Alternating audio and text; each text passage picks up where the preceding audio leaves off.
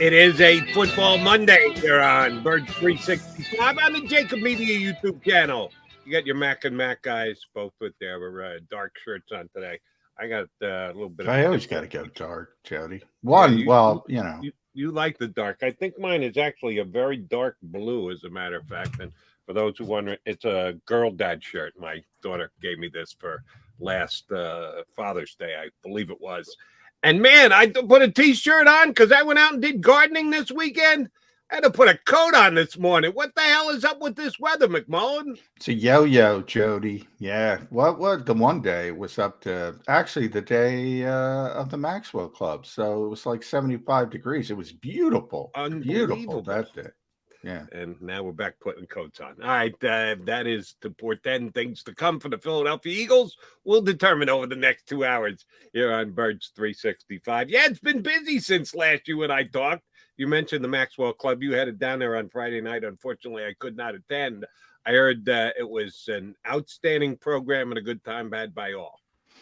Yeah, it always is. JAKIB Media put on the show, so it was great from that perspective as well. You get to see a bunch of people. Got to sit next to Brandon Barrett Brooks. I heard he made the Brandon Barrett mistake and his lovely wife. So I got to meet the better half of that duo. Wonderful lady. So that was a lot of fun. A lot of people there. Obviously, got to see Brian Dawkins, and that was, it's during.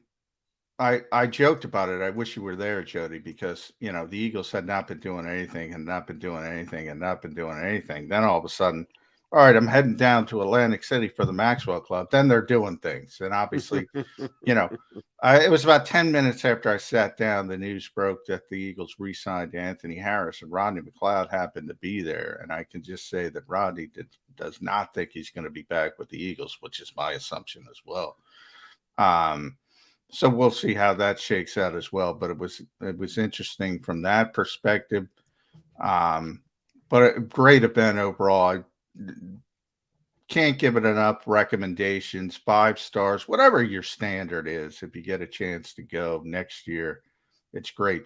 Basically, the entire football world of the Delaware Valley, is encompassed into one ballroom. So it's pretty cool. That is very cool. Glad you enjoyed.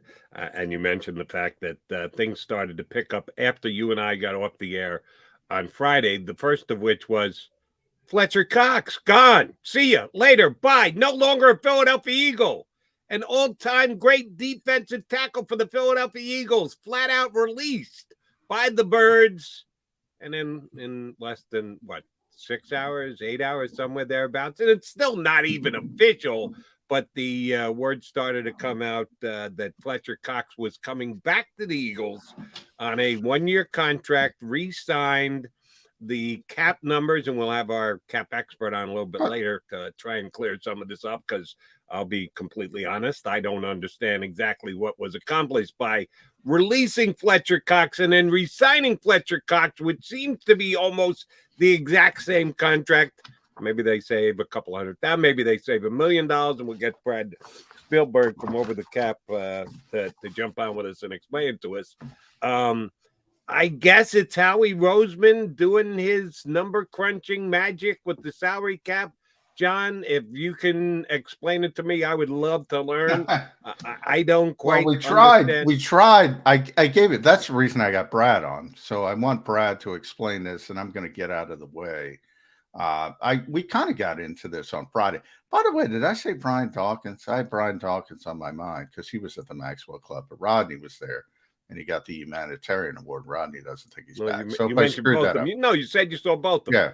Yeah, if I screwed that up, I just wanted to clarify. Yeah. But yeah, I mean, to me, it comes across, and again, guys like Brad who really have this stuff down. They really understand what's going on. He called it, I think, one of the most complicated contracts he's ever seen with the NFL. The Eagles redid it so many times. I joked, there's so many addendums on this thing, so many post-it notes. You can just picture it just littered with, and they kind of wanted to reset it and go into the more of the Jason Kelsey year-to-year thing with Fletcher Cox, and they sort of bit the bullet, and this is the time they were able to get it done. And as I mentioned on Friday, it's a calculated gamble, because once you give somebody the opportunity to take phone calls, and Todd Francis, Fletcher's agent, he was able to take phone calls,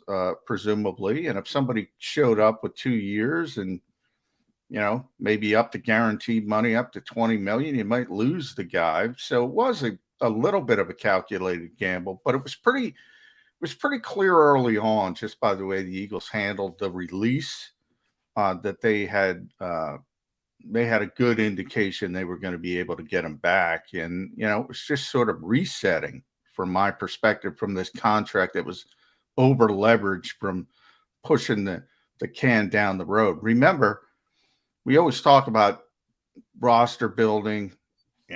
It's about more than 1 year. It's about more than immediacy. It's about, and GMs will tell you 3 years. I've argued it's really 2 years, but, it used to be 5 years. Either way, you got to think more than immediacy. And next year, we've been talking about this for a while. The new television contracts for the NFL kick in. So you're going to see this massive spike in the salary cap, because everything is figured out on the revenue shared between the players and owners. And there's going to be a big spike because of the increases in the TV deals. That doesn't kick in until next year. Looks like to me the Eagles want to get their ducks in a row and make sure they have everything ready and stop doing that stuff. So when the boom comes, they're ready for it. So here is the simplest of questions. And again, we're going to have Brad on a little bit later, and he'll try and work out some of the cap implications of this deal. Should the Eagles have just moved on? Like you said, anytime you release a player, you're giving him a possibility to sell himself to the entire National Football League. You never know. Somebody comes in, does something financially that you don't expect. Cleveland Browns with Deshaun Watson. Oh, we'll get to that. But you never know. When you make a move like that, it didn't preclude the Eagles from re-signing Fletcher Cox, which is exactly what they did. Should they have just moved on and said, Fletcher, all-time great, acknowledge him as a guy who was a major contributor to the Super Bowl champion, but not the productive player he once was. Time to just go into let's rebuild this position mode. Should the Eagles have just said, all right, as long as we're releasing him, we might as well just move on from him as well? Or do you think they did the right thing by bringing him back? No, I think they did the right thing by bringing him back. I think he's still a very good player. I think he's not the player he once was, and that's what people expect. And understandably, because this is, one of the greatest defensive players in Eagles history, and that's not hyperbole. This is one of their great players in their history. And that's one of the reasons, by the way, I knew they were trying to bring him back. Well, they said it at the end of the press release, but anytime they ever turn the page on a franchise icon, they get the full Monty treatment. Jeffrey Lurie chimes in, Howie Roseman chimes in, Nick Sirianni would have chimed in. This was sort of just a bookkeeping mode. You could see that early on. Look, what the Eagles are very good at, and we'll talk about this as the show goes on as well, because so many people are so upset they haven't been able to get much done in free agency. What the Eagles are very good at is valuation. Nobody can dismiss that. We talked about it with Boston Scott. Boston Scott's back. We had that discussion. You said, give him the $2.4 million. You don't need to give him the $2.4 million. And they were right. And they got him back.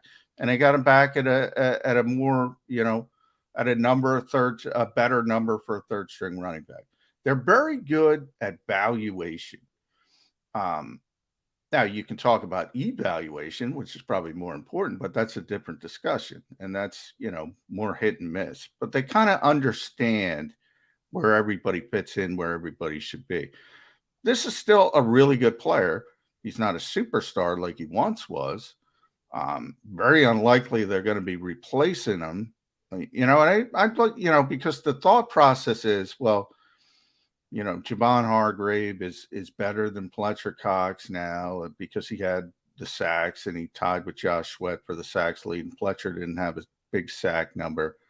But I got to tell you, Jody, Javon was not good defending the run. And what do we always talk about in March? Nobody gives I say it 100 times. Nobody gives a shit about defending the run, right. Especially in March. But it gets more important as you get down to the season. So I went to Pro Football Focus and I looked it up. And our buddy Brad Spielberger is going to be on, so we'll give him another plug. Fletcher was 29th ranked by Pro Football Focus for defensive tackles. Javon was 31. The big difference was Fletcher's still really good, defending the run, still okay, rushing the passer, not nearly as dominant as he once was.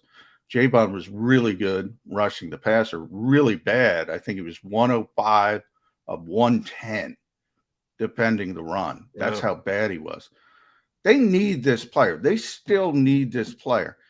And he bought, and I'm talking about Fletcher Cox, he bought in the second half of the season. You know, I always say with Fletcher, he had a lot of success with Jim Schwartz, a lot of success.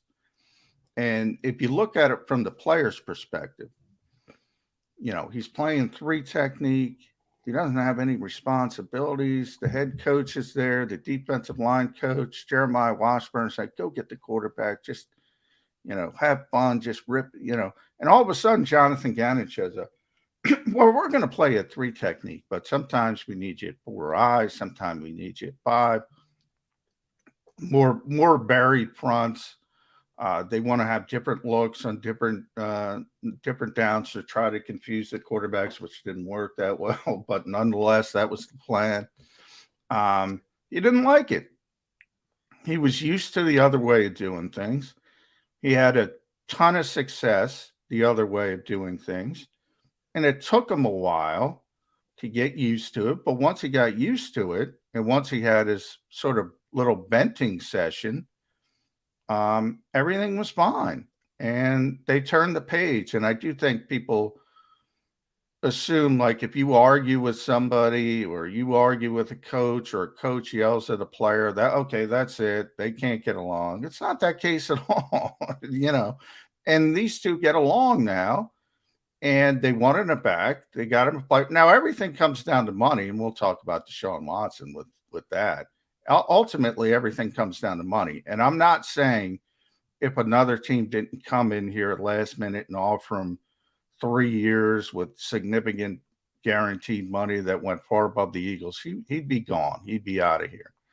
But the Eagles are very good at judging where people are in the league. And they took that calculated gamble, and they were right. So, you know, but I do think he should be back.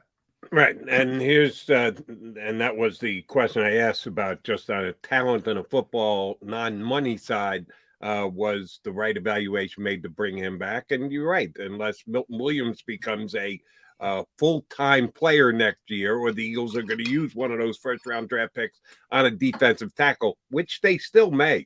But you're planning on plugging and playing a player like that. They kind of needed to bring Fletcher Cox back.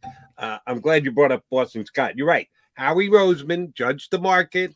I thought 2.4 was not an outrageous number for a guy like Boston Scott on what I project them to be able to come in and do for the Eagles next year. They got him re-signed for a couple of $100,000 less. And I guess every couple $100,000 add up. It is less than 1%. The cap is going to be what this year? Over 200 million, right? 208, I believe. Yeah. So if we're talking about a couple of 100,000, we're talking less than 1%, 1.2% if you're saving a couple of 100,000. So I guess, yeah, if you can save it, you do save it. But here's the problem I potentially have, and I know this is a long shot. What if Boston Scott has a really good year? What if he outperforms all other Eagle running backs? And at the end of the year, the Eagles look at him as their number 1 running back. He'll be a free agent again because he only signed a 1-year contract. If I'm Boston Scott's agent, if I'm Boston Scott, more importantly, I'll remember that the Eagles squeezed me. Yeah, you got me to sign. Yeah, you saved a couple of $100,000, but that came out of my pocket. If I have a bigger year next year and I'm a free agent, the Eagles want to retain me, because he is deemed to be that good a fit in Nick Sirianni's system. Oh, yeah, I'm going to hold the Eagles above and beyond. One of those money's equal in two different places. Oh, he's going to stay with the hometown team. Well, not if you do what the Eagles did to Boston Scott here. Maybe he says, well, I'm going to get those couple $100,000 and then some back. If the Eagles want to retain me, yeah, it's going to cost them more than Team X, who's willing to pay me close to the same thing. I'll take close because the Eagles, I'm going to expect more out of. Sometimes you have to factor that in. Sometimes the savings doesn't equate to the bad will that you're going to have with the player. And that's why I said what I did about Boston Scott before he re-signed with the Eagles this week. We'll see how it shakes out. They did save a couple of $100,000. I'm sure with the Fletcher Cox thing, when we get Brad Spielberger on, he's going to explain to us where the Eagles saved $1 million, $2 million, somewhere thereabouts under the cap. That's a little bit more significant. So it's a bigger ballpark that you're playing in. Howie's really good at that. Always has been. Your stance of they're very good at valuation is true. I think they managed the cap as well as almost every other team in the National Football League. We'll see if these little side deals that they do, you got to be able to turn around and make use of it. Every couple of $100,000 that you save, you've got to put into somewhere else, have the ability to use that. Bringing back Anthony Harris, was that the big move of the weekend, John? If not, certainly the Fletcher Cox is the biggest name of it, but Anthony Harris retained on a 1-year deal. You pumping your fist after that one? Well, I don't think anybody's pumping their fist, but real quick before we turn the page on Boston, he got 1.75. So, you hear the spin of the agent, and there's some incentives in there, but that's not going to count against the salary cap. I think that unless he achieves them, then it counts against next year. Yeah, but I mean, 9 times out of 10, those incentives are unachievable, and that's how these agents get these giant numbers out there that nobody ever sees.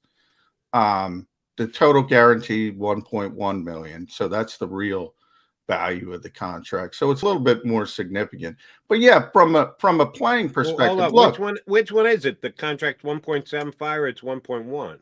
Well, he's guaranteed 1.1. His salary is 1.75. I assume. Do you think Boston's not going to make the team? No, I assume he's going to make the team. I assume he's going to make that 1.75. And the number is 1.75 if you're projecting. Yeah, but Jody, this is one of those things where you got to be right. You don't got to be right all the time. In the case of Boston Scott, look, you could say Miles Sanders is a starting running back on this team. Kenny Gainwell right now is the second string running back on this team. That's the plan moving forward. They're probably going to draft a running back. Boston Scott is going to be the third or fourth running back on this team. Now, I can't tell you everybody's not going to get injured, and maybe everybody gets injured. Everybody falls aside.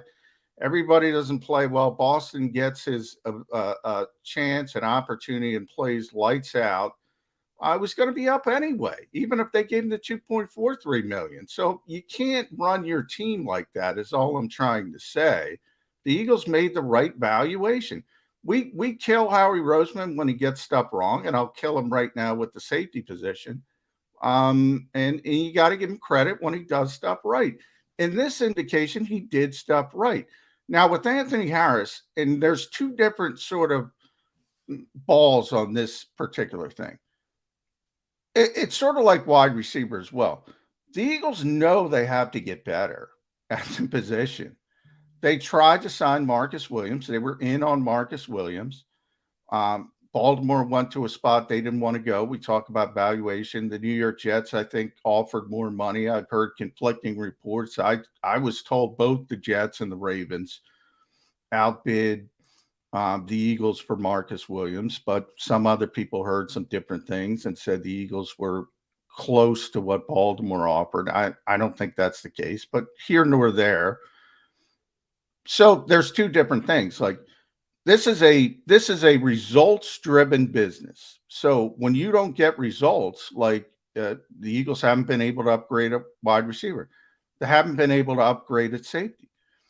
They haven't gotten those results. But then the mindset is different, right? They're trying. They tried to trade for Calvin Ridley. They thought they had to trade for Calvin Ridley. They were in on Allen Robinson. Allen Robinson just wanted to go to the Super Bowl champions. Some people said they were in on Robert Woods. Haven't been able to confirm that yet. He goes to the Tennessee Titans.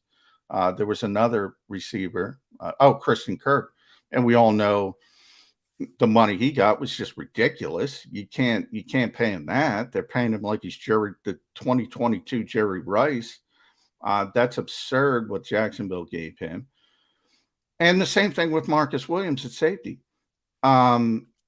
So, at wide receiver, it's obviously more obvious because you don't get plan A, you don't get plan B, you don't get plan C. You're already down to plan E. And maybe we're talking about Zach Pascal at the end of the week, but who knows, or in a couple weeks, which isn't going to excite people. And the same thing with Anthony Harris, that isn't going to excite people. The most interesting thing to me is I thought they were going to sign one between Rodney Mcleod and Anthony Harris, and I thought they would default to Rodney Mcleod. But I also said I thought Gannon would rather have Anthony Harris of the two.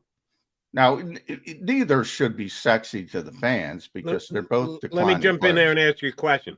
Why do you think that's the case? Why do you think Gannon would prefer Harris over Rodney Mcleod? I'm assuming it has to do with their abilities on the field because Rodney's been here longer, but Gannon isn't tied to the previous Rodney Mcleod achievements, aka Super Bowl champion and the like. What is it about Harris that you think Gannon prefers his game to Mcleod's?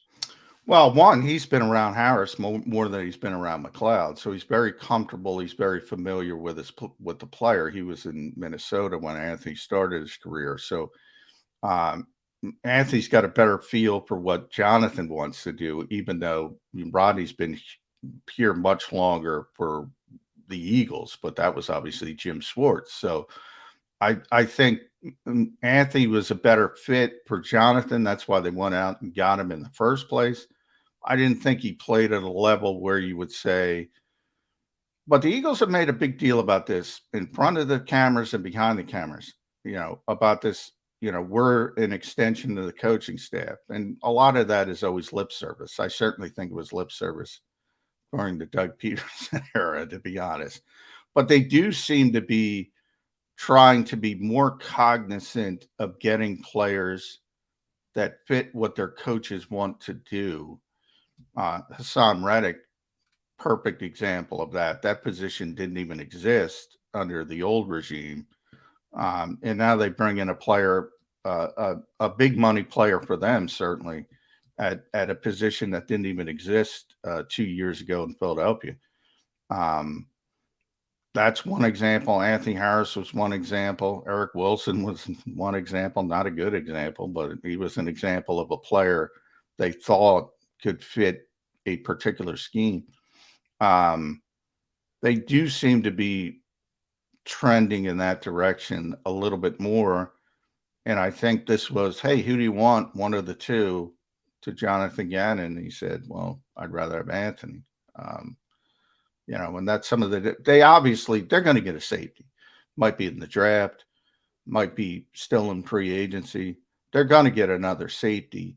But it certainly seems like, and certainly Rodney thinks they made their decision.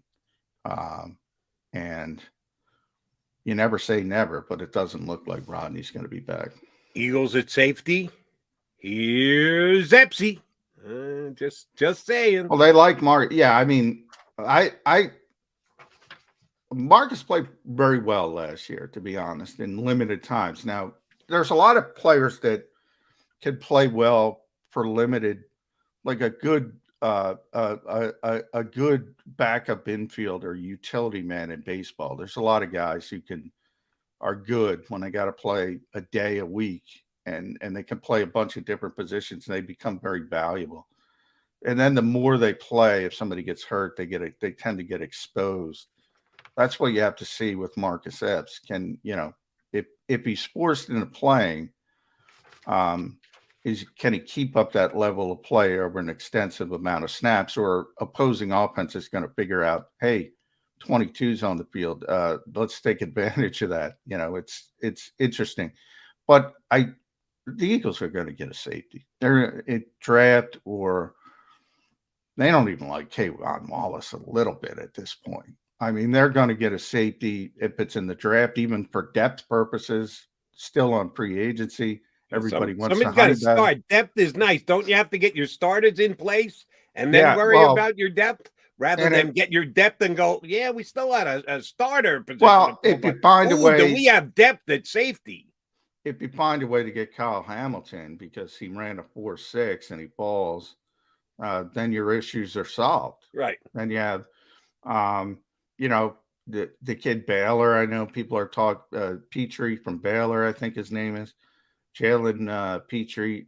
If they get him in the second round, then you sort of have like a talented kid. Maybe he can hit the ground running, maybe he can't, but they're going to get a safety somewhere, and they might sign a veteran still. You know, everybody wants the honey badger. I don't. Everything depends on market. The fact that he's still out there tells you a lot. Just talking to some people who say, you know, he doesn't have the same speed he did have a couple of years ago. So I think it's buyer beware on him.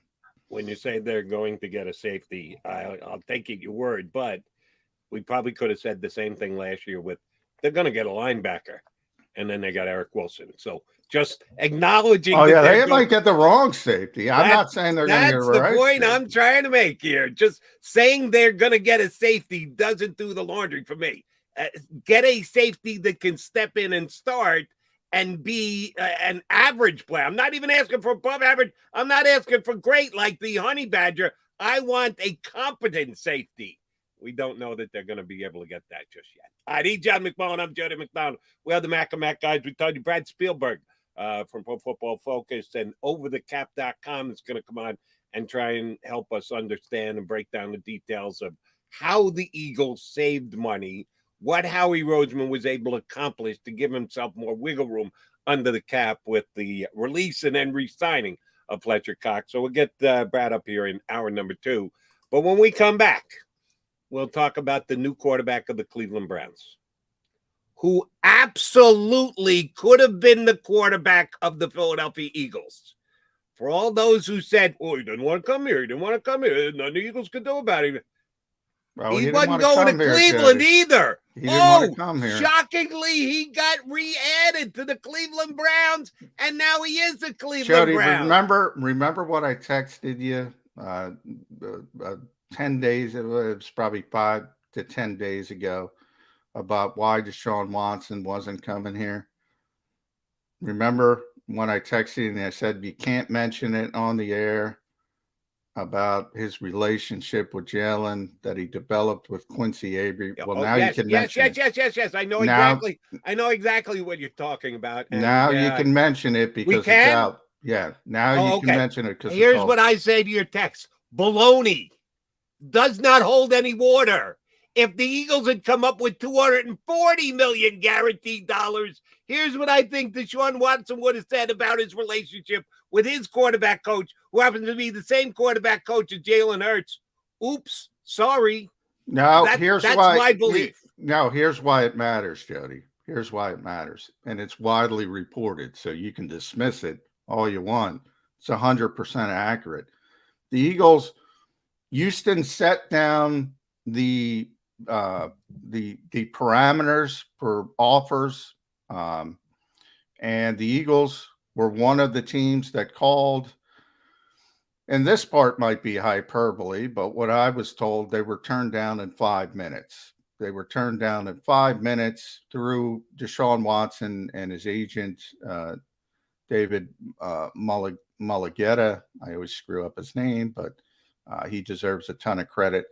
They were turned down very, very quickly, and it had a relationship. They weren't talking to the Eagles. They weren't waiving their no trade clause. So they didn't get the offer. Now, one thing, I get what you're saying, because they had eliminated Cleveland and Carolina.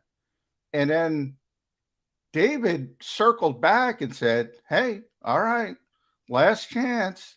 This is what Atlanta, everybody in the league thought he was going to Atlanta, including Atlanta, believe me, thought he was going home. All right, you want to go? You want to better this? And Cleveland came in with the biggest contract in NFL history, the first 5-year fully guaranteed contract in NFL history. So I get what you're saying. The preference, it turns out, he had a preference to play in the Southeast. That's what it was. So people who say it was debunked, no, he had a preference. He was down to Atlanta. And in other words, if everybody offered the same contract, he was playing in Atlanta. And then Cleveland probably would have been fourth. Everybody didn't offer the same contract. So you're right. The preference wasn't a hard and fast rule. That was the part that was debunked. He took the money. Yep. He took the bag. And David, because he's smart and he's very good at his job, then he spun it and said, well, this is the best roster. No. If Atlanta offered the same contract, he'd be in Atlanta right now. That's good spin after the fact. But Cleveland went above and beyond, sort of like Jacksonville with Christian Kirk.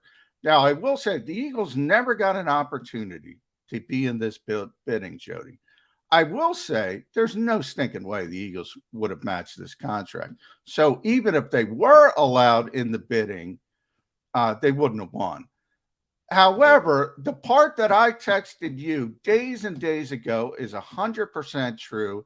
Jeff McLean's reporting it now. Aaron Wilson's reporting it now. He is very close and has a very good relationship to Jalen Hurts. Now, what I said is this is show business and not show friends.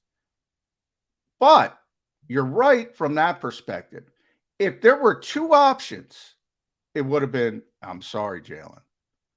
It never came to that. It exploded. He had tons of opportunities. Place where I will disagree with you, John. I talked to a Cleveland source last night and asked about how this deal came about and the timeline and everything else. This was what my Cleveland source told me.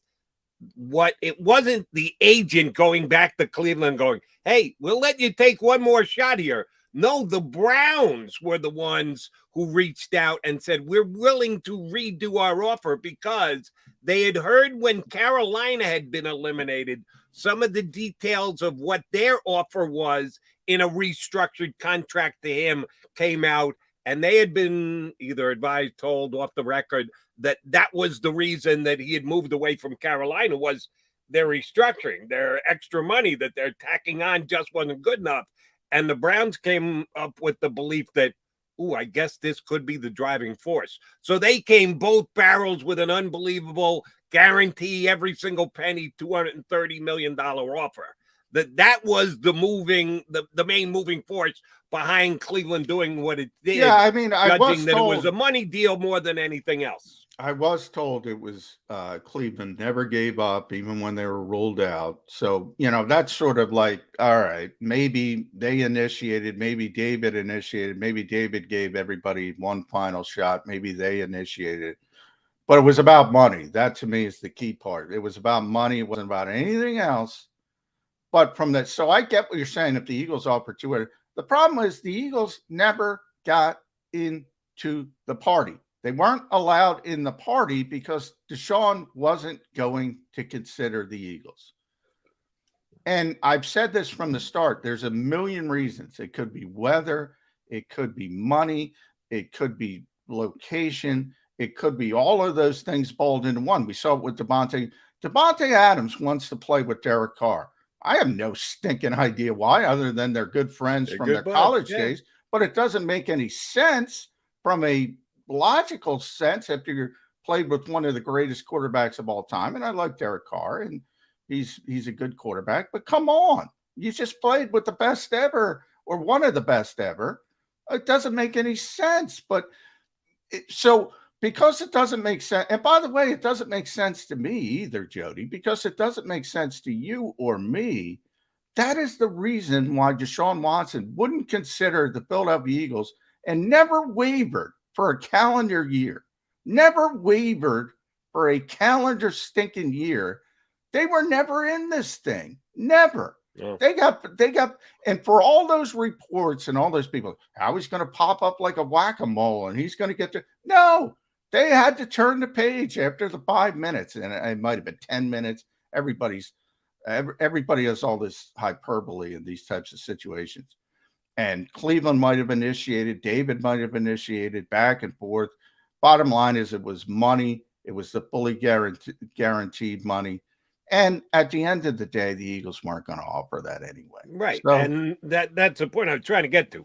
I'm not second guessing the Eagles on their ultimate decision to not go to the lengths that it was going to take to get Deshaun Watson here, which are above and beyond what the Cleveland Browns did, which I think is outrageous to begin with. So the bottom line is he wasn't going to end up here.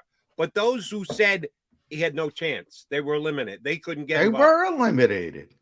If they went to $250 million, you don't think he'd be here instead of Cleveland? No.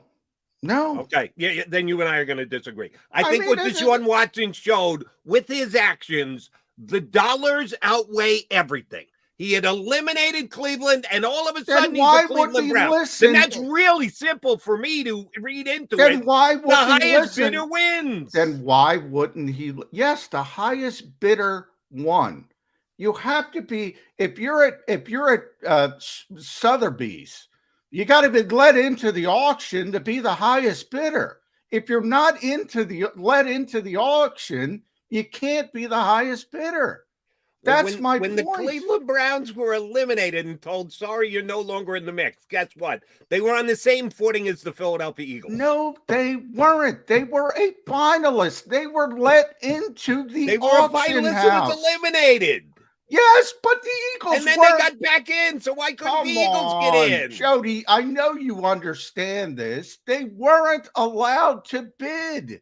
They weren't permitted to bid. Did Howie Roseman ever have a conversation with the agent? Yeah, well, he's had, again, because I know you're big on semantics, he's talked to David a lot over the years. David's a big-time agent. Well, I'm not talking about any other player other than Deshaun Watson. I'm talking about, did he get the chance to talk to the agent about Deshaun Watson? At some point, this is going to come out. And this is going to be reported, and it might be, you don't have to trust me. I don't know who you trust. It might be Peter King. It might be McLean. At some point, this is going to be reported, and I want an apology because the Eagles were never allowed to give an offer and were never allowed, and the agent, Deshaun Watson, refused to waive the no trade clause. So if you can't bid, if you're not permitted to bid, you can't outbid anybody. You could offer $500 million in your bedroom talking to yourself, but if they won't listen to you, it's not going to resonate with them. All right, yes. When I see Deshaun Watson or his agent go on the record and say, we never accepted. Well, come on, Jody. An agent's not going to go on the record. When's the last one who went? Maybe 20 years after his playing career's over. Maybe he'll talk about it then. Look, if you're not going to trust anybody, I can't force you to trust reporting. I'm telling you, it's been reported. I told you 7 days before it came out, and now it's reported, and you still don't believe it. Now, John, it's not that I don't believe you. I'm just judging what happened. Yes, you told me 7 days ago, listen, he's not coming to the Eagles because he has a good relationship with Jalen Hurts. He doesn't want to step on Jalen Hurts. But you don't find it strange? And when you told that to me, I accepted it. And I still accept it. However, things transpired since that I think outweigh the relationship between those two guys. The fact that he joined a team that was in the bidding for him, that was told your services are no longer needed, that they got back into the bidding and ended up with the player. To me, in reporting, that outweighs what has been reported. Not confirmed, but just reported. I'll judge actions that have actually taken place than reporting that may or may not be in place. And of the 4 teams, you're correct. With those 4 teams, with those 4 who were let into the velvet rope in the VIP room, you're correct.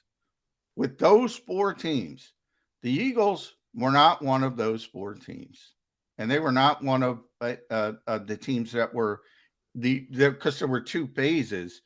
There were over 12 teams that tried to get a meeting and get an offer in with Deshaun Watson. Some just bowed out because they knew they wouldn't be able to offer what certain other teams could. Some were refused, like Philadelphia. And I don't know who else was refused. Of those 4 teams, you're correct, but the Eagles aren't amongst those 4 teams. I mean, I if you don't believe it, you don't believe it. They weren't in it. Yeah, I again, I'll repeat what I just said. I will judge actions more than reports. And here's the action that we know.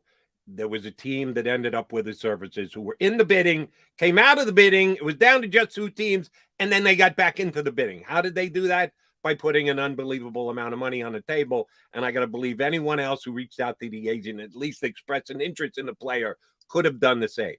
I'm okay with the Eagles not getting I don't think that they've ruined their franchise for years to come. I don't think Deshaun Watson's going to win multiple Super Bowls in Cleveland. I'm okay with the result. I'm giving you my belief that if the Eagles were desperate and wanted to get Deshaun Watson, that they could have, if they had been willing to go above and beyond what the Cleveland Browns did. I wouldn't if I'm Howie Roseman. If I'm the Eagles, Howie made the right move. And maybe it was that plain and simple. He had a knowledge of what the numbers were getting to, what it was going to take. And he said, thank you, no. Yeah, is Deshaun Watson better than Jalen Hurts? He would have. I'm going to pass on getting into that neighborhood. And if Howie did that, good for him. But I believe they could have gotten into the neighborhood. The Eagles wanted the player, always wanted the player. They wanted Russell Wilson, always wanted Russell Wilson. Those are the 2 players they wanted as a potential upgrade if they could have gotten an upgrade on Jalen Hurts. Everybody else, for those who want to start the Baker Mayfield conversation, please don't. No, they wanted a home run. They would have loved to have either of those particular players. There was no path ultimately to either one for them. And it wasn't about putting another 0 on the check. Neither player wanted to play here. Neither. For different reasons, but neither player wanted to play here. And once that happens, there's, that's the book is closed, and the book got closed. And my point is, and I'm not going to, it's very apparent. I'm not going to change your mind. You're not going to change mine. I don't think he wanted to go and play with the Cleveland Browns either, but yet he's going to go play with the Cleveland Browns. So there was a way to get above and beyond where a player wanted to play. There's a level. What I said, you take the same contract, the same exact contract with 32 teams.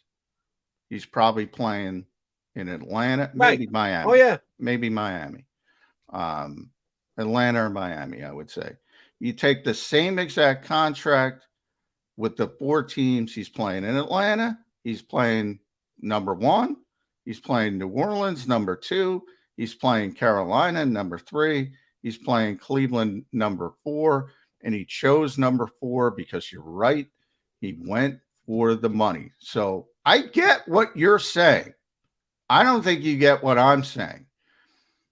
If there's only 4 teams allowed to bid, or in this case, that's what it came down to. That's the ones that reached the threshold that were allowed to kiss the garments of a guy with 22. We haven't even gotten to that. 22 sexual misconduct civil allegations, and get down and genuflect. Of those 4 teams, yep, it was all about the money. But if you're not one of those 4 teams that can bend the knee and press your head against the hem of the garments, it's kind of a moot point. That's all I'm trying to say. Right. And my belief is that anybody could have gotten into that group before if they had come loaded for bear with enough money on a guaranteed deal. That's just my opinion. He's John McMullen. I'm Jody McDonald, Mac and Mac, guys. Let's get our first time out in. We've been talking Eagles football steady for 45 minutes. We'll take a break. We'll come back more with Mac and Mac on Birds 365.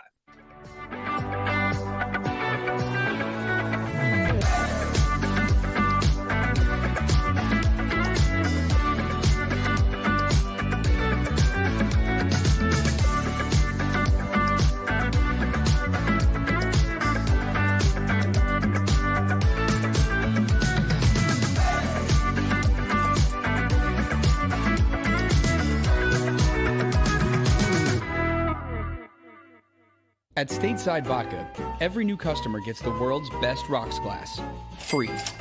What's that? A rocks glass? You're telling me that bottle is cut in half? You could say that.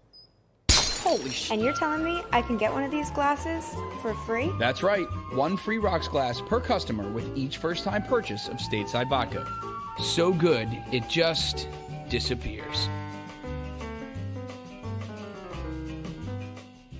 Imagine for a moment that you went to work today and when you came home, you were catastrophically injured. Your life and your family's life. That's what happened to union construction worker Mike Little. I was scared of what the end was going to be, but to be 100% honest with you, I knew I was going to be all right just by talking with Brian. In my heart, I just knew everything was going to be all right. Call the firm and find out why they say, "We got this." Call 215-458-2222.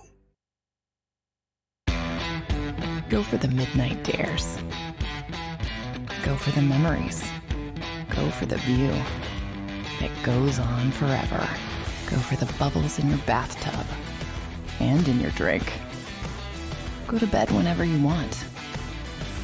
Or don't. Go for him. Go for her. Go for the win. Go to Ocean Casino Resort. Book your trip at theoceanac.com.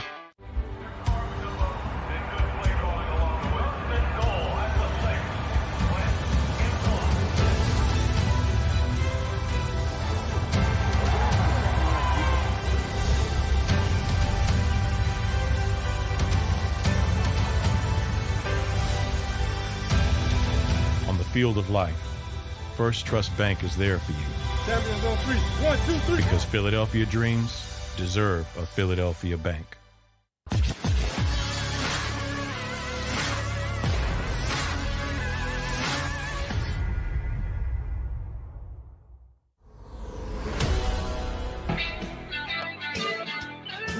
Mag guys here with Young Birds, 365. Busy weekend in the National Football League. Certainly the Philadelphia Eagles part of that. Released Fletcher Cox on Friday. By late Friday, there were reports that Fletcher Cox was going to be re-signed. Although there have been those that have confirmed it, the Eagles have not made it official yet. We expect that to happen sometime today, and we'll be able to get through some of the... Fletch is official. Fletch is back. Yeah. The Eagles have put out an official statement. Yeah, was yesterday, I believe. Details on the contract? I haven't seen the 14 million has been reported. I don't think it's filed yet, so we won't see how it's structured. I assume it's going to be structured very similar to Jason Kelsey's deal. I think that's what they're going for, but until it's filed, I think that they're trying to go year to year. And I do want to correct, the Eagles did not save money on Fletcher Cox. They kind of reset things with Fletcher Cox. They took on a ton of dead money still. But they had so many issues with that contract because they kept kicking the can down the road. At some point, they had to reset it. For whatever reason, they decided this was the time to reset it, which maybe Brad has a better explanation of that. I don't know why they chose this time, other than he had that. It was some people said 16 million, some people said 18 million that he was due last week. I think it was Thursday of last week. And the Eagles didn't want to pay that at the time. So they did save some money, in the short term on the books, but long term they took on a lot of dead cap money. But they had to reset it. So it sounds to me like you don't have the complete definition of reset. I know for a fact I have no idea what you mean when you say reset. Well, they were in, they had pushed off, how he uses the voidable years trick. So, right. When he tried to create space last year, for instance, because of all the dead money for Carson Wentz, you got to keep redoing deals and restructure it and put more voidable years on the end and converting roster, roster bonuses and the signing bonus and vice versa and try to spread everything out over 5 years. And, that's a nice little trick, but eventually the credit card becomes due. Yep. And it becomes due for everybody. The part I'm not clear on is why now? Why now? Why Fletcher? Other than they wanted to find a way to keep the player. And they wanted to find a way to keep the player. They didn't want to lose the player, but they didn't want to pay that $18 million out. So they did it now and were willing to take on dead money. Maybe it's because they weren't able to get Marcus Williams. Maybe it's because they weren't able to get Christian Kirk. And they said, well, we got some money. We had budgeted for this. We had budgeted for Calvin Ridley. If you think about Calvin Ridley, his deal was a little over $11 million. Like that was plan A for the Eagles at wide receiver. And he would have been playing on this 50-year option. So it was a pretty significant number. And if you think about Marcus Williams, even if you get him at $12 million a year, that's a pretty significant number. And they had budgeted that money and they didn't get those players. So maybe they said, all right, well, we have this money. We budgeted for this. Let's use it for this. I'm just spitballing. Right. No idea. Well, then spitball with me along these lines.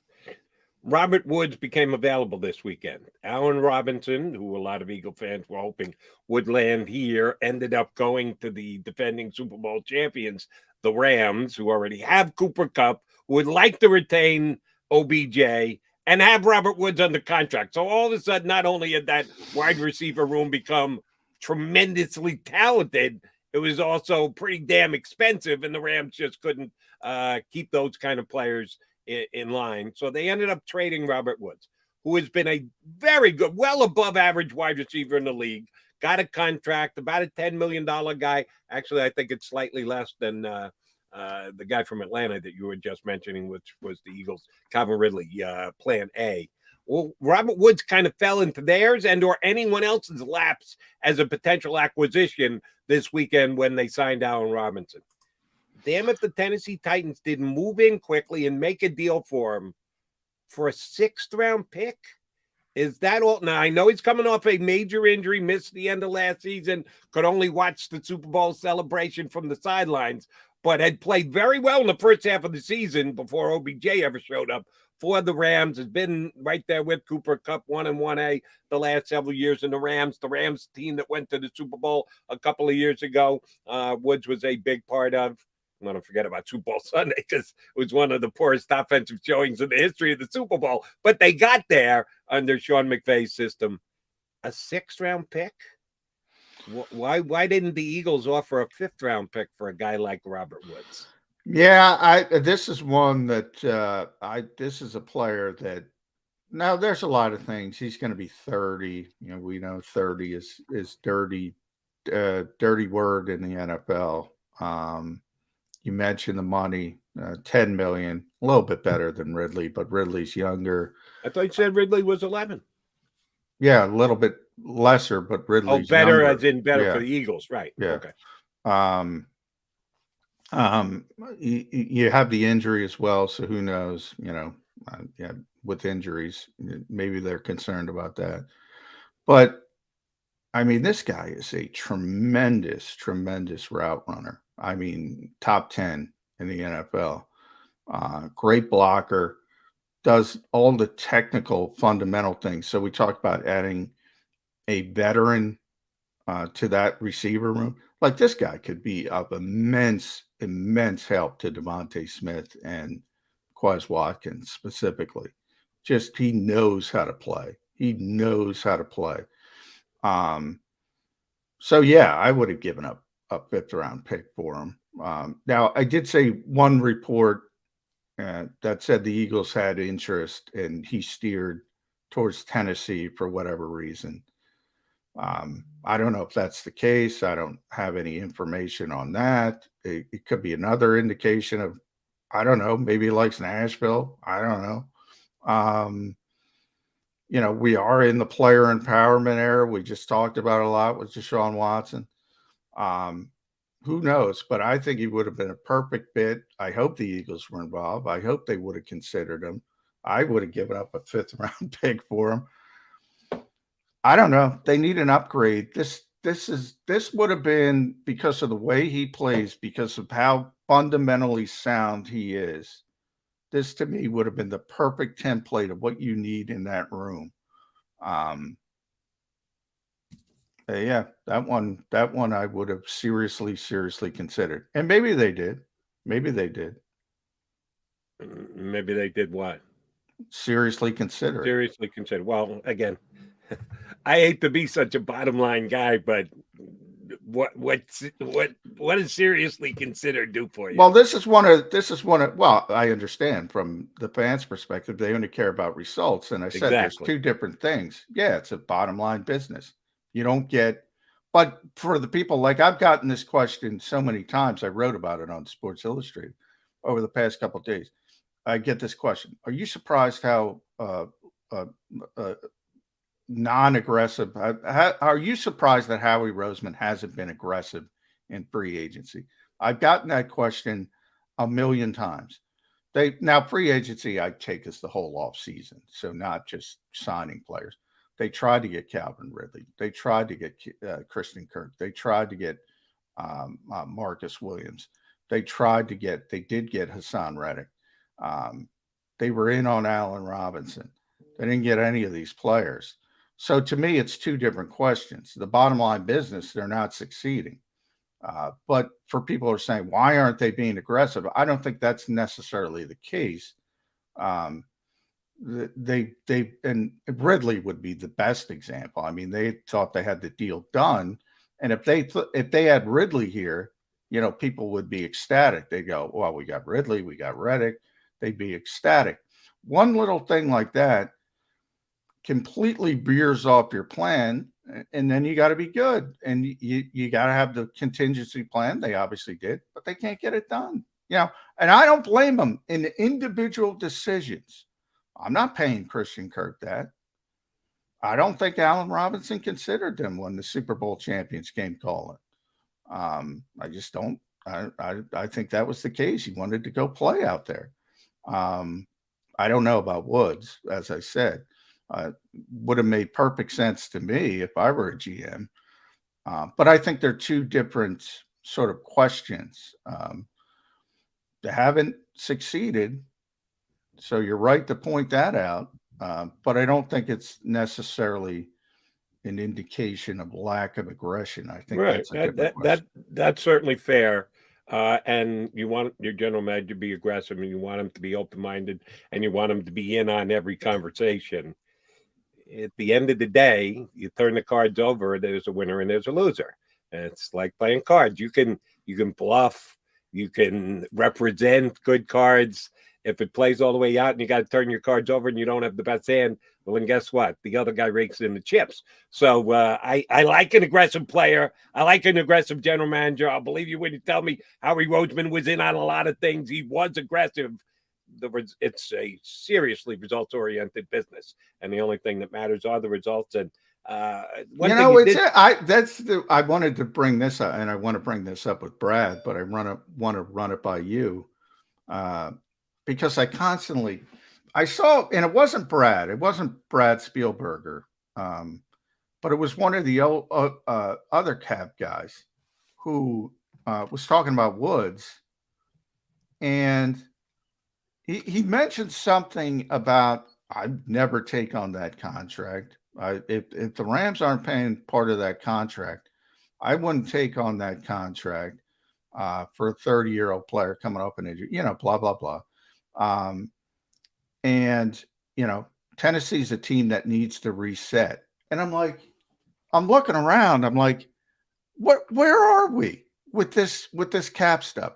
Where are we when you're saying, now, granted, Tennessee was very disappointing, obviously, in the playoffs, but they were the number one stinking seed. Right. They won more games than everybody else in the AFC. Need to reset. And they need to that's what I'm saying. Now, if you look at where free agency is, and the AFC has gotten so much stronger. I mean, it seems like every good player is going from the NFC to the AFC, not vice versa. So the AFC does on paper look much stronger than and it was stronger last year, by the way. It was already stronger. So right now, in the snapshot of March, whatever, where are we? March 21st, which means absolutely nothing. In the snapshot right now, it certainly looks like the AFC is a lot better than the NFC. And it certainly looks like a lot of teams are catching up to the Titans. But I can't say, if I'm Mike Vrabel, as disappointing as that loss was, and I'm John Robinson, I'm not going to sit here and say I got to reset because I got Ryan Tannehill and Deshaun Watson's in Cleveland and Russell Wilson's in Denver, and Justin Herbert's already there, and Patrick Mahomes, and on and on and on. I can't think that way. So I say to myself, and this is what I want to ask Brad, but I'll ask you as well.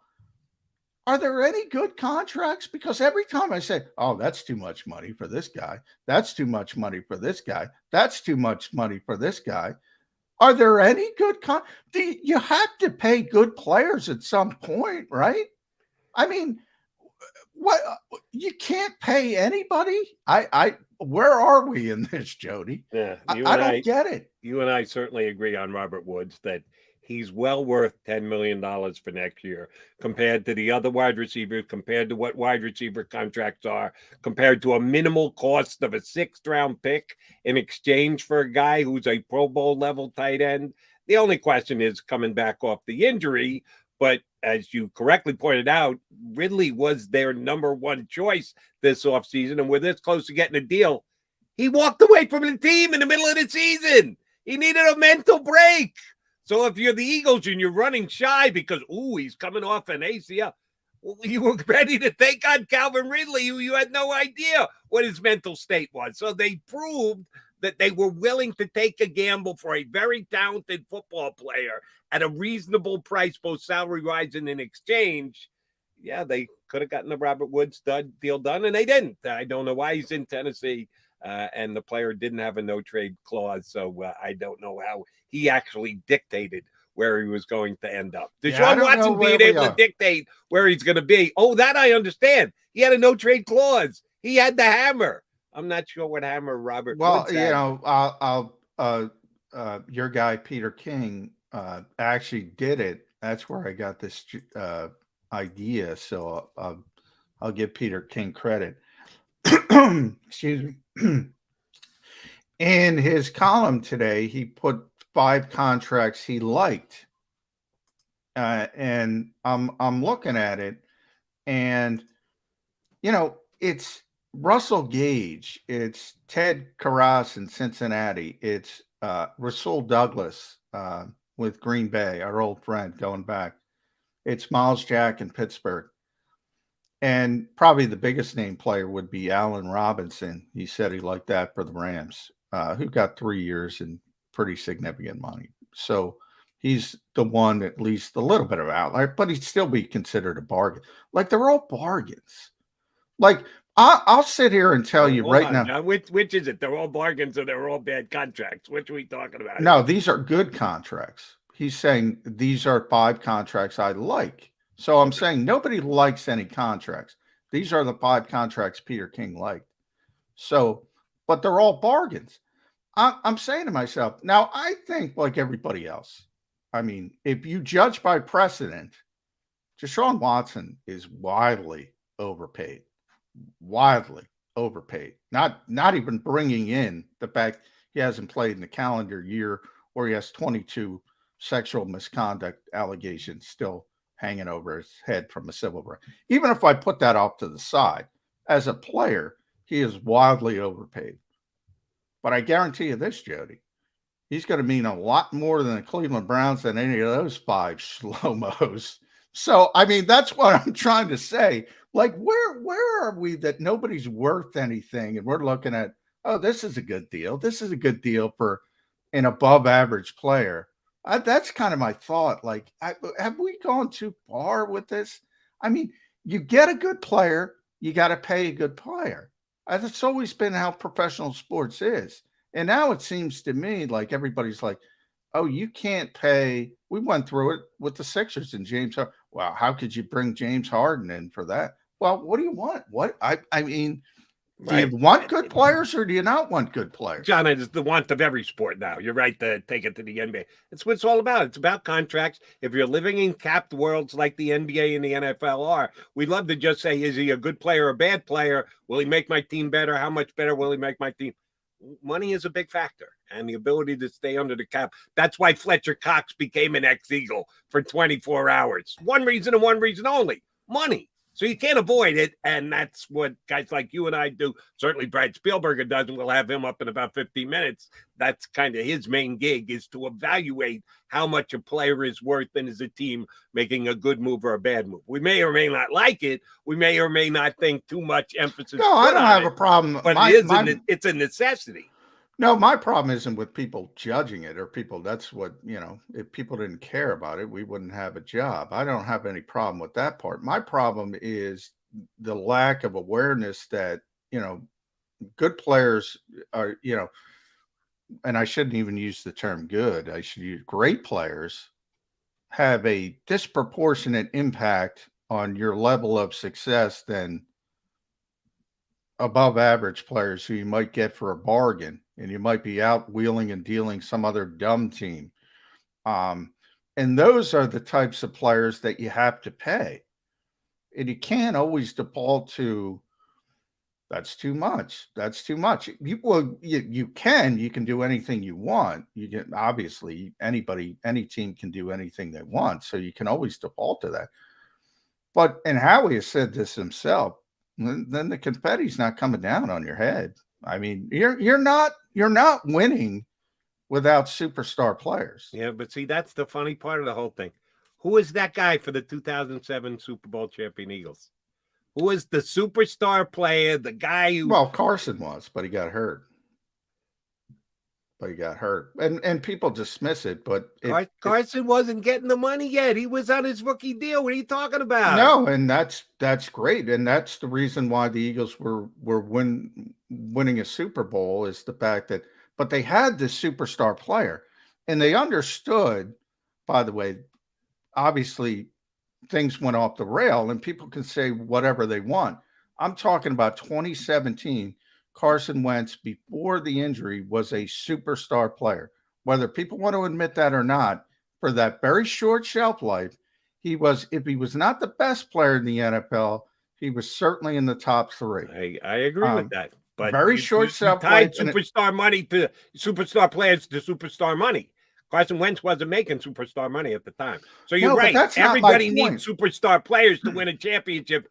But can things fall into place where you can actually win a championship without having that superstar player? But my point is, when it got time to pay Carson Wentz, even though it was clear he was not the same player, they still paid him because they understood, if you have a superstar player, and they were wrong on the evaluation at that point, obviously, now that's fair to say, you have to pay him. I mean, that's the part I don't understand is what I'm trying to. But that would have been really impressive from Howie Roseman if he had done that. Said, yeah, know what Carson did. No, he was an MVP. Yeah, it would have been. No, we won a Super Bowl, but you know what? I'm just not seeing it going forward. So that's kind of my point, Jody, is then you turn it over every 4 years. You become like college. So you never pay Aaron Rodgers. You never pay Deshaun Watson. You never pay Russell Wilson, and on, because the going rate, Matthew Stafford just got an extension, 40 million. The going rate, and we've been talking about this. I'll ask Brad about this as well. Jalen Hurts is coming up. The going rate for a good quarterback in the NFL starts at 40 million now. Yeah, used to start at 30, starts at 40. It is the new number in the NFL. All right, like we said, Brad Spielberg will join us coming up in about 10 minutes or so. But another name that could be taken off the list of potential future Eagles, who isn't even an Eagle yet, who is still a Wolverine of Michigan before he gets drafted, had an unfortunate incident over the weekend. We'll give you the details on that next here on Birds 365.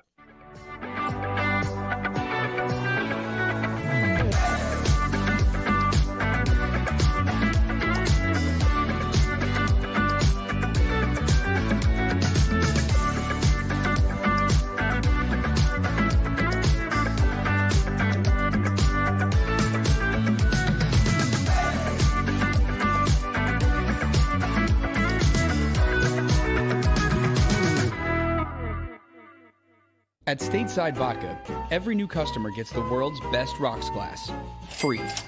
What's that? A rocks glass? You're telling me that bottle is cut in half? You could say that. Holy shit. And you're telling me I can get one of these glasses for free? That's right. One free rocks glass per customer with each first-time purchase of Stateside Vodka. So good, it just disappears.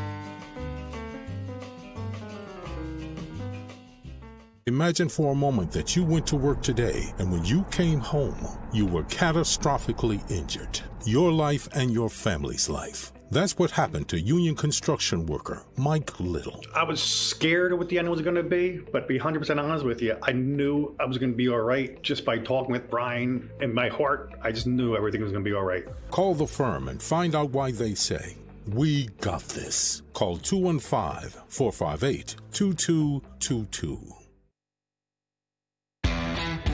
Go for the midnight dares. Go for the memories. Go for the view that goes on forever. Go for the bubbles in your bathtub and in your drink. Go to bed whenever you want. Or don't. Go for him. Go for her. Go for the win. Go to Ocean Casino Resort. Book your trip at theoceanac.com.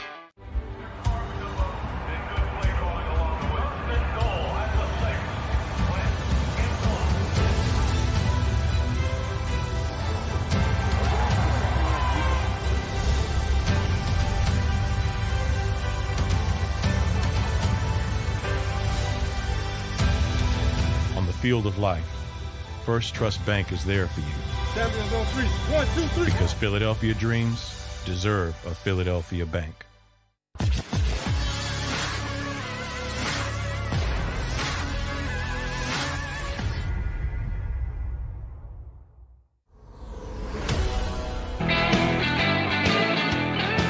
John McMullen, Jody McDonald, Mac and Mac, Birds 365. Feel free to, what we want to ask our like, share, subscribe, Jody. Like, share, and subscribe to us here on the JAKIB Media YouTube channel. Brad Spielberger from Pro Football Focus and OverTheCap.com going to join us in just a couple. One of the things that played out over the weekend, John, that is kind of a hit to the Philadelphia Eagles. I like the player. I think there are going to be a couple other players that are also available at the same position when the Eagles draft in the first round. If the Eagles draft in the first round, we know where they're slated to draft, but there's so much speculation about how he's shaking, moving, and jiving and dealing those potential picks. One guy did suffer a significant injury. David Jabu, in his pro day, tore his ACL. And I think it was an Achilles. Oh, excuse me, Achilles. Thank you for the correction. Yes, it is the Achilles. Read an interesting piece. I think it was on Pro Football Talk that when he went down, like one person went over to help him up. That I mentioned that. They're one of the unsettling things, because I saw that as well about football, and I've been going to training camp for 25 years around the country. Somebody gets hurt and they move up 10 yards and keep working. Now, it's very unsettling. Now they're getting medical. The medical people are with them, but I mean, it just keeps going. Now the coach might come over. Gerard Avery had a scare recently, it was a year or two ago, where he got carted off and everybody thought it was a torn ACL. Turned out that it wasn't that bad, but and Doug Peterson at the time walked over and everybody, and he was carted. They moved up 10 yards, as I said. They kept going after a while. It's just, and I assume a similar type thing happened with the Jabo. And, I think Mike did, it was Mike, right? It was Pro Football Talk. You said, made a big deal out of it. It's been going on for years. It is unsettling. It's just the nature of football. It's always been that way, and I don't think it's changing. And the reason why I kind of feel even worse for a player like Ajabo is this is significantly going to affect his upcoming Yeah. life, because he's going to fall in the draft now. If he had been a guy who could potentially have been drafted in the top 10, forget about the top 10, forget about the top 20, probably falls out of the entire first round down to the second round. Not only did he have to go through the pain of what he has suffered in the upcoming surgery, whatever. Oh, he lost hundreds of thousands of dollars because of this, potentially millions of dollars because of this. If a guy gets hurt and he's already under contract in the National Football League and it's covered for injury, and are like, okay, well, at least the guy's going to get his cash. This is money directly coming out of this young man's pocket because he was trying to prove himself to NFL scouts this weekend. Yeah, it's tough. I mean, same thing happened to Sidney Jones. I mean, Sidney Jones was going to be a first-round pick easily. Tore his Achilles at his pro day, went to the Eagles in the second round. Obviously, it didn't work out for the Eagles. So they had a lot of interest in David Ojabo too. They were really high on that particular player.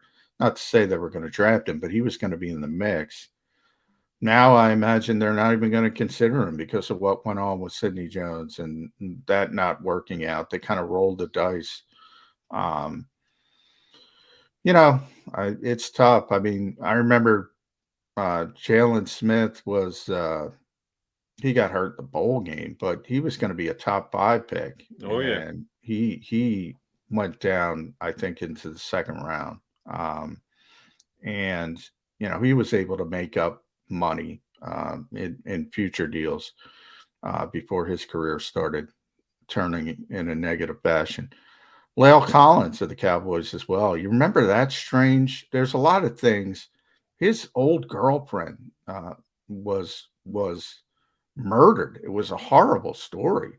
Oh, yeah. And he got mixed up in it just because it was his old girl. And, when somebody's, that's how authorities work. If a spouse is killed, or a significant other, first person they look at is, if my wife's not doing well, they're knocking on my door first. And just the whispers, La'el Collins was going to be a first-round pick. He didn't get drafted. Right, completely undrafted. Yeah. And he ultimately was able to make up and just sign with Cincinnati, as a matter of fact, make it up over the years. And hopefully it works out that way for David Ojabo. But, yeah, it's terrible. It's terrible when that happens. It really is. And just the additional reporting from Pro Football Talk made me feel even that much worse about it. I felt bad to begin with because you want a player to be judged by his capabilities. And if he fell down a flight of stairs, that's bad luck. But he's out there trying to prove his worth to NFL teams and scouts, and he ends up injuring himself. It's just very unfortunate. All right. We've been talking a lot of football, and unfortunately, that falls under talking about the NFL salary cap as well. Because A, we just like to talk about the talented skills of the players and not have to worry about contracts. But B, because we don't understand it as well as some other guys. Brad Spielberger does. He's going to join us next. One of our favorite cap guys to explain things in accounting that we just don't understand. He'll jump aboard with us next here on Birds 365.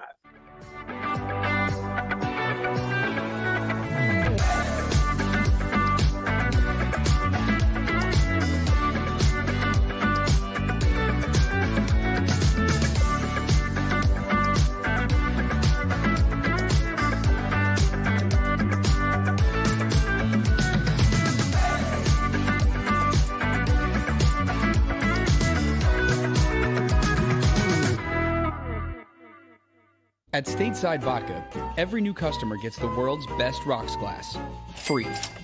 What's that? A rocks glass? You're telling me that bottle is cut in half? You could say that.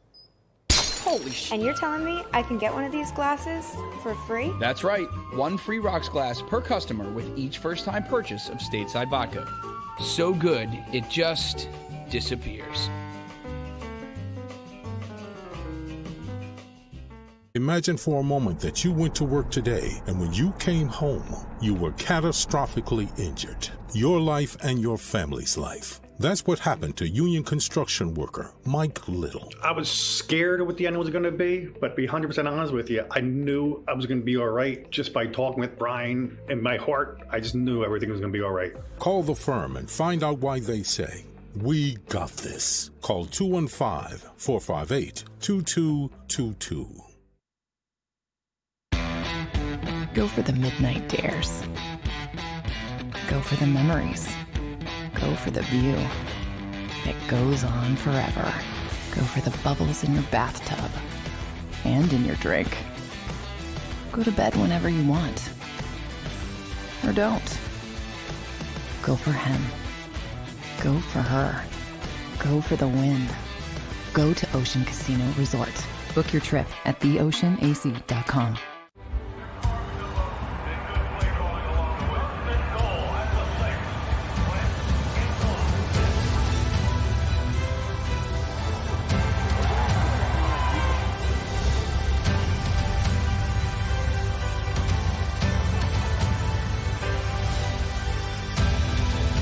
Field of life, First Trust Bank is there for you.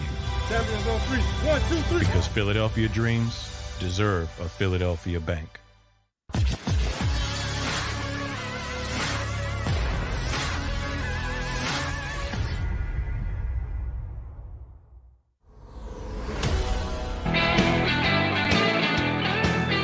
We appreciate you streaming on into the deep end with us here on Birds 365, McMullen and McDonald. Joined by our buddy Brad Spielberger, Pro Football Focus and overthecap.com, one of the best cap experts in the media. We've got a couple of guys on teams that actually do a pretty good job. Brad does it for his media outlets, and he does it for us when we get him to join us here on Birds 365. Been pretty busy these last couple of weeks, huh, Mr. Spielberg? Yeah, it has not been a slow couple days for me at all. Well, Brad, I'm getting out of the way of this one because I think it was you who called it one of the most complicated contracts in the NFL with Fletcher Cox. The Eagles have leveraged that down the road so many times, so many Post-it notes on that. I can picture it, the hard copy with all the Post-it notes and the red and it crossed out. What the heck were the Eagles doing with Fletcher Cox? Why now? Because they're still taking on significant dead money. What do you think was the plan behind what they did with Fletcher Cox? Yeah, so I mean, you mentioned the Eagles do have some of the best cap guys in the NFL. Obviously, when your GM is a former cap guy and Howie Roseman, that would make some sense. But Jake Rosenberg, Bryce Johnson, a lot of the guys in that front office get a lot of credit for a lot of the work they do. So what was happening with Fletcher Cox's deal was when the guarantee triggered on his compensation in 2022, it actually opened up a window where they had the right to exercise an option bonus, and they could have pushed even more money down the line. I won't get fully into the weeds, but essentially they didn't want to deal with that. They wanted to get out from under that money before that began. As soon as the money became guaranteed, it kind of complicated matters a bit further. So what they did was essentially just, there was the trade rumors. Obviously, maybe that was being explored a little bit. But I do think they wanted him back no matter what. So he essentially just took a pay cut, but they couldn't just negotiate a simple pay cut on the old deal. They had to rip it up and just sign a new contract. So if it was the date was Thursday, I believe, for whether it was 16 or 18 million, that was that trigger that was going to be guaranteed. Is it just a matter of not being able to work out the details beforehand, and you have to take that calculated gamble of technically making him a free agent, or anybody can pick up the phone and maybe offer 2 years guaranteed money, more guaranteed money? Was it just simply a timing, or was there a strategy behind the fact they had to release him to just get that old contract off the books and start with a new sort of simplified deal?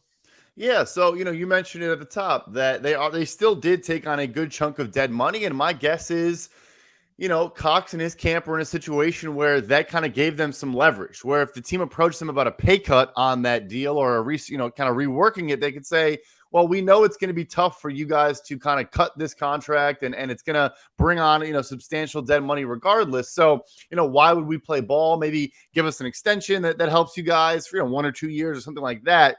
And so I think that's probably what led to a standstill. But nevertheless, yeah, they had to do something before that date on March 18th, I think it was. They had to do something. And so because they weren't able to work something out, they had to go with the cut. Again, like it's like I said, it is one of the more complicated scenarios. I could spend the whole show just breaking down, and I don't think anyone wants that. So nevertheless, had to be done, and now he's back, and it just kind of makes things a little bit simpler and a little bit cleaner. All right, so let's do a little cut to the chase. Did the Eagles save any money by doing what they did? Is it in this cap? Is it flexibility going forward with voidable years? Give us a little speculation as to why the capologists that the Eagles have in place ended up doing what they did. Yeah, so the report I saw was it's a 1-year, $14 million deal is the new deal for Fletcher Cox, and I still have not seen the full details there, and I would venture to guess that in the same way Jason Kelsey's deal was reported as 1 year, $14 million, it's not quite that, and I think maybe it's the same scenario with Fletcher Cox, but let's say it is just 1 year, $14 million. They would have saved $3 million in cash there, compared to the $17 million he was owed on the old deal for 2022. As for the cap, yes, they still take on this big dead cap burden and then bring in a new contract. So, it's maybe not. But the thing about the cap is that, and the Eagles know this better than anyone, you can't just look at it in a single year vacuum. So, they pushed some dead cap to 2023. All told, it will benefit them. It's just a matter of kind of pushing the money around and when are you taking that hit? So thanks for letting me follow up here, John. Do you believe Fletcher and his agent did any quick shopping?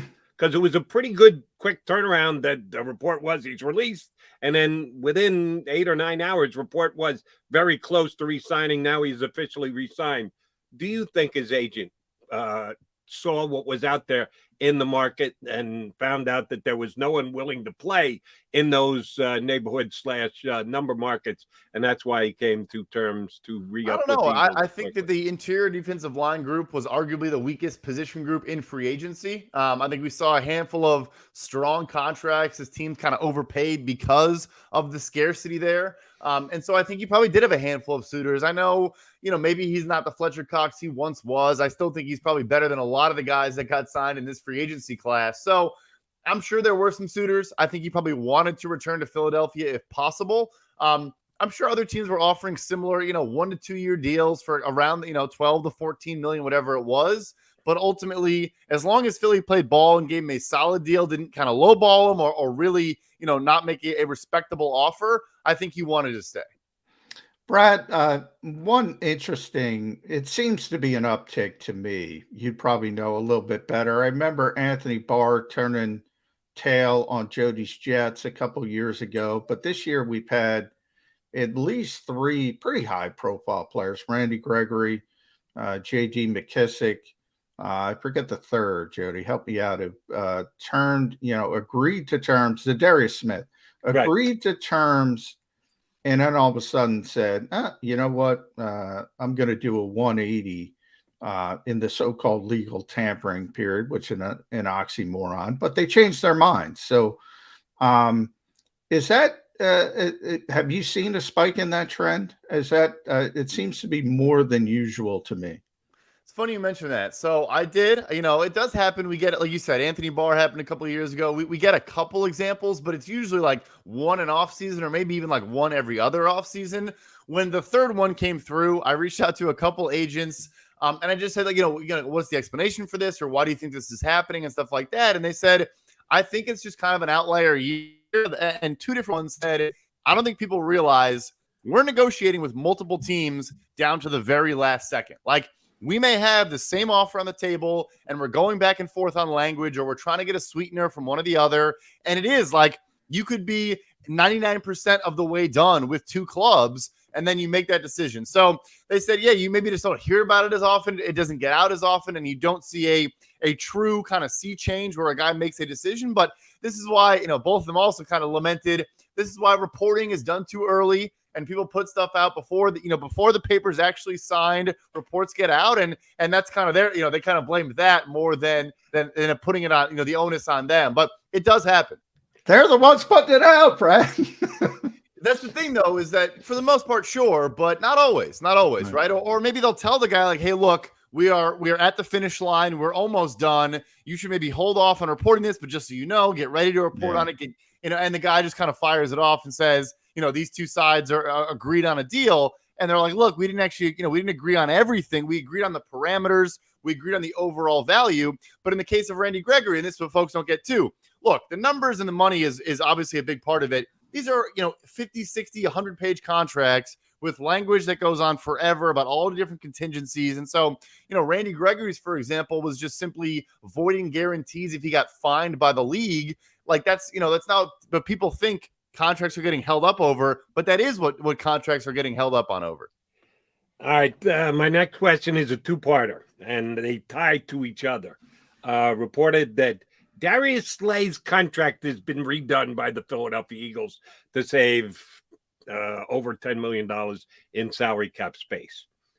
Sometimes we hear about these deals that the team just implements it, that they don't even need to get permission from the player. They just move money around. Now, the player never objects because usually it goes from base salary to some kind of a bonus, which means guaranteed, which means cash up front, which everybody is going to take when they're told that's coming their way. But sometimes they do need to talk to the player. They probably talked to Fletcher Cox about redoing his deal before they did release him and then re-sign him.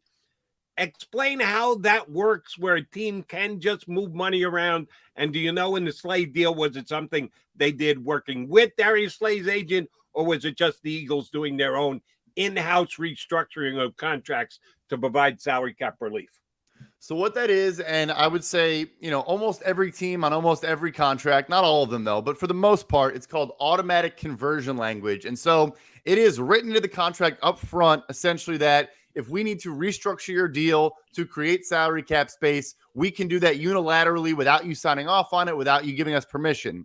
There is a distinction though, and Darius Slay, the last two off seasons had this happen. If you want to add void years onto the end of it so you can spread even more money out, for that reason, you do need to get the player's consent, because technically you're signing a new contract by adding a dummy year to the deal. Right. So for Slays, I think you probably did have to say, yes, okay, we can do this. But yeah, that is how teams do it. It's automatic conversion language. They don't need the player to sign off on it. And that is standard in, like I said, 95% of NFL contracts. Brad, philosophical question for you, because I was reading Peter King's column this morning, and he put 5 contracts he liked in free agency. And, it got me thinking. And by and large, generally, the guys at the top of free agency, the stars, the top players at each position, are going to get overpaid, typically. I noticed this trend that nobody likes contracts. No, but this guy got paid too much money. This guy got paid too much money. And especially at the top, because those guys are, when you hit the open market and there's desperation, and we see with Deshaun Watson, different, obviously, trade, but 5 years fully guaranteed. The mentality of, you have to have good players. So in the valuation of position, we know running back is devalued. We know linebackers devalued. Obviously, quarterback is not devalued. Does it just come down to evaluation? Because once you have evaluation of the player, not valuation, because once you have a superstar, don't you have to pay him? Even though it's kind of baked in, you're going to overpay him? Or do you have to be disciplined? I think the bigger issue is more when non-superstars, when like fringe, when very good players get paid like superstars and stuff like that. I think it's more where the issues come in. But I will say to your point that whenever kind of everyone catches up to something, I think we then kind of hit an inflection point where maybe you can then kind of leverage that and use that against the trend. So, for years and years, we all thought, oh, you go out and sign these big ticket free agents, then teams kind of realize like these deals are not working out. Everyone's overpaying just to get them. They're not getting the production they were hoping for. Maybe now it's gone so far that you maybe can kind of find some good values in that market. Yeah, I mean, I hear what you're saying. It's just at the end of the day, teams that have the player in the beginning, they're going to know that guy better than anyone else. What I would say is if the guy hits free agency, that in itself is a signal. That's right, a bad sign. Yeah. If the guy's an elite player, he's not a free agent, right? So, yeah.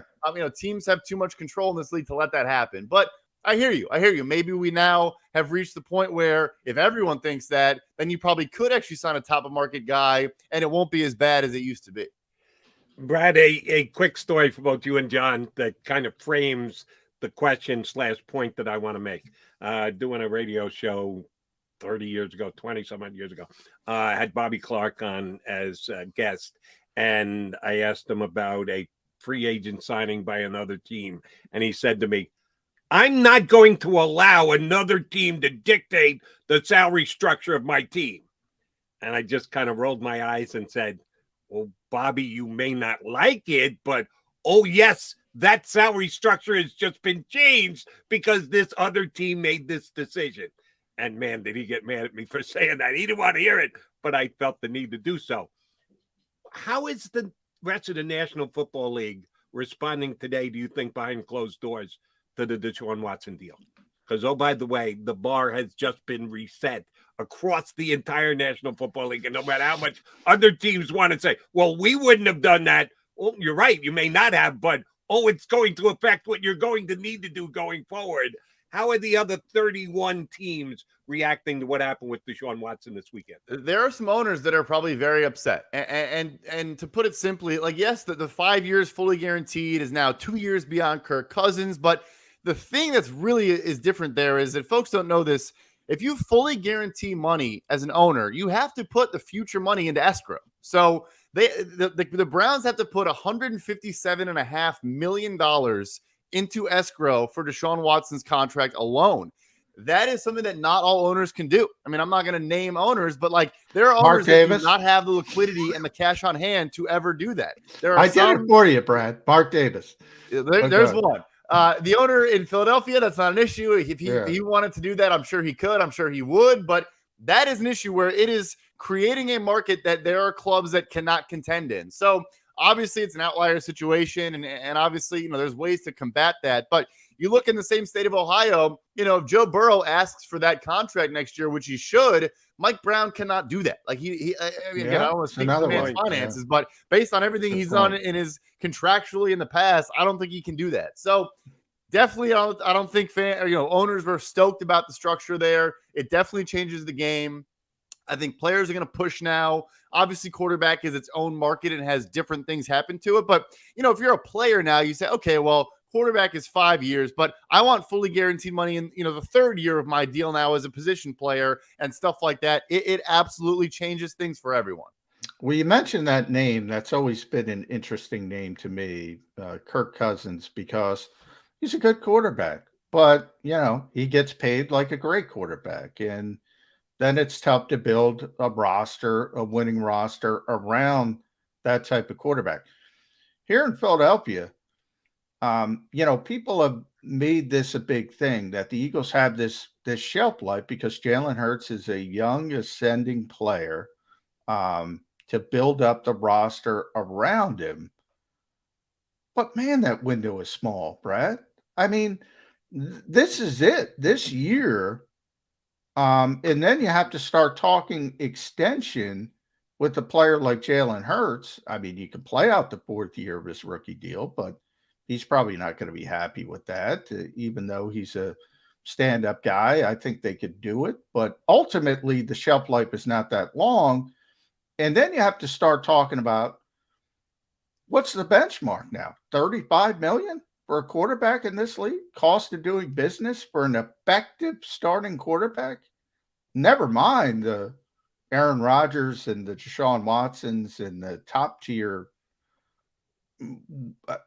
Are we getting closer to a situation where it's going to be like college and people are just going to turn over quarterbacks?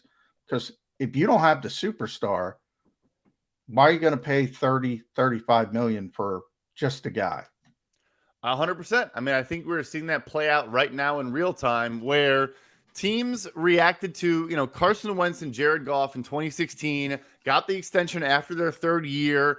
And then obviously things went straight downhill from there. And I think the overreaction or just reaction to that was, Baker Mayfield and Lamar Jackson not getting extensions last offseason. And now, because both of those guys probably lowered their stock, if anything, last year, we're now seeing the reaction from Kyler Murray. I mean, he put out that statement because he's afraid of the same thing happening. He's owed $5.5 million in cash this upcoming season. I mean, like, and he's worth, whatever you think of him, he's worth, 5-10 times that. So, yes, I do think teams now realize paying a mediocre guy or a guy that has not shown he can be elite, this big money deal kills you. And Cleveland does not pull off this trade if they had extended Baker Mayfield, which, hey, credit to them. I mean, he was coming off their first playoff win in 25 years and all these things. He was a solid player in his third year. They did not make that mistake. He was obviously not good last year. I think that there's going to be a trend now where we're not going to see the Kirk Cousins, the Derek Carrs, those guys that when they signed their extension was top of market and they were good but not great quarterbacks. I think there's going to be pushback, but of course, then yes, the players are then going to kind of exert their leverage and maybe not show up, not play, do all these things. It's going to be an ongoing battle for sure. All right, I want to tie your cap abilities with your football evaluation abilities here. Off the question that John just asked about, could we see an era whereby it's just a churn, an overturn every 5 years? You get a rookie deal, you move on to the next guy because you don't want to pay $40 million. Here's one of the hurdles to that. This year's NFL draft quarterback class. It's nothing special. I don't know that there is a franchise quarterback. And if it's your turn to churn and it's the year that you need to go out and get that new guy and you look and go, oh, shoot, we don't really like any of these guys, then what do? Somebody's got to play quarterback for your team. Give me your overall grade, overall evaluation of this year's draftable quarterbacks. How high is high?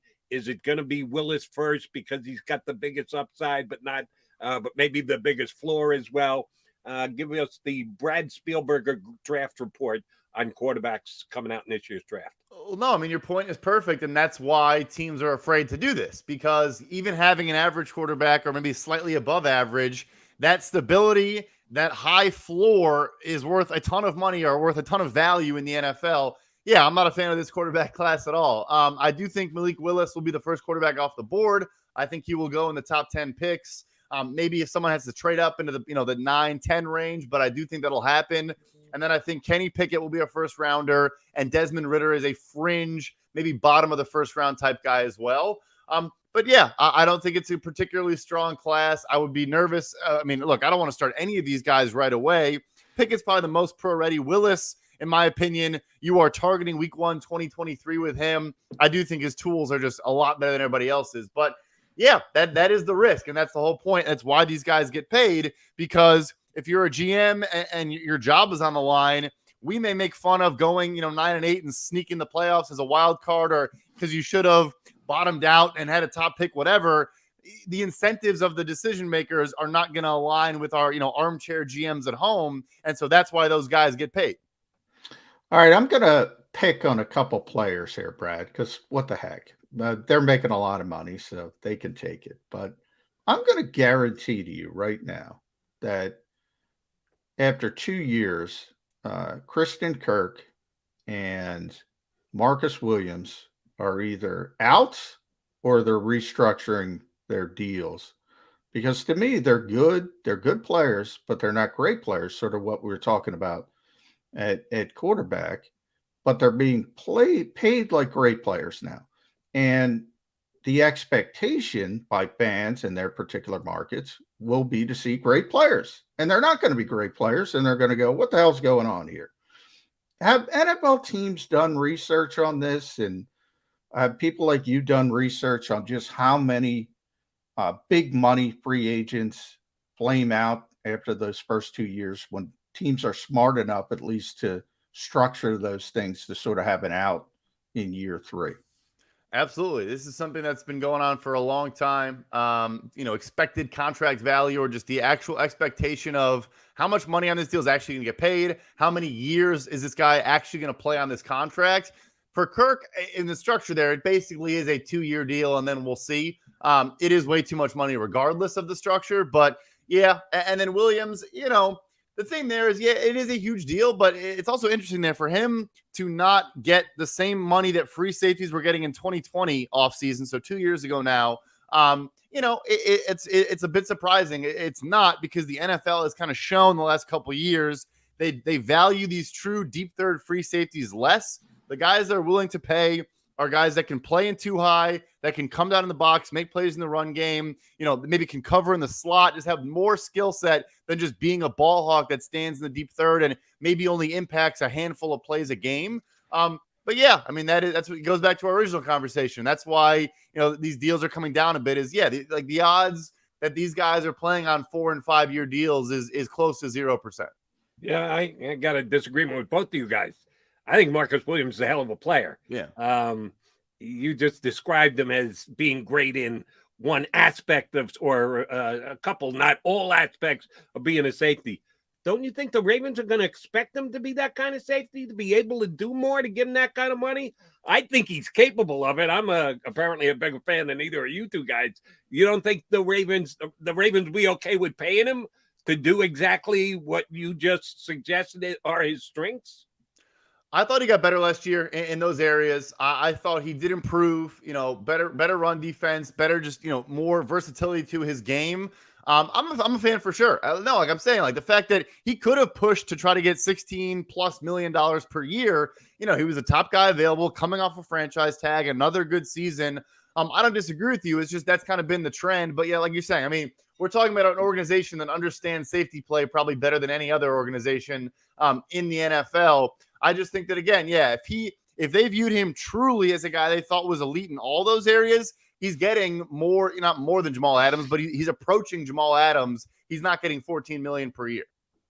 Brad Spielberger, make sure you read him at Pro Football Focus, does a tremendous job. I think the best salary cap analyst here in the media, still a contributor to overthecap.com. I didn't know you were a former Vikings legal intern, though, Brad. That is news to me. So that's a bit of a surprise, and maybe you should have warned him on Kirk Cousins. I bet he's got a good story for us, McMullen, that he can't tell here on the air. Yeah. So we're going to have to get him out for a cocktail one night to give us some behind-the-scenes legal maneuverings of the Minnesota Vikings. Last one. I think we can work something out. Yeah. Was Kevin Warren there when you were there? He was. Actually, when I was there, it was pretty surreal. We come into the office one day, all the TVs are on the Big Ten Network channel, and we're like, what the hell's going on? And it's Kevin Warren walking up to the podium to say, he's leaving Minnesota to go to the Big Ten. Everyone loved him there. Everyone was happy for him, but it was very surreal and weird. Like the guy who ran the whole show, announcing his new job on live television as we're all kind of sitting there. It was pretty cool. Yeah, he's a good guy. Kevin Warren. I forget who took over for the Vikings. You might know, but I do want to put you on the spot. Last one for me. Give me 2 or 3 contracts that Brad Spielberger likes here in free agency. Just cost-effective, good, solid deals for those respective teams.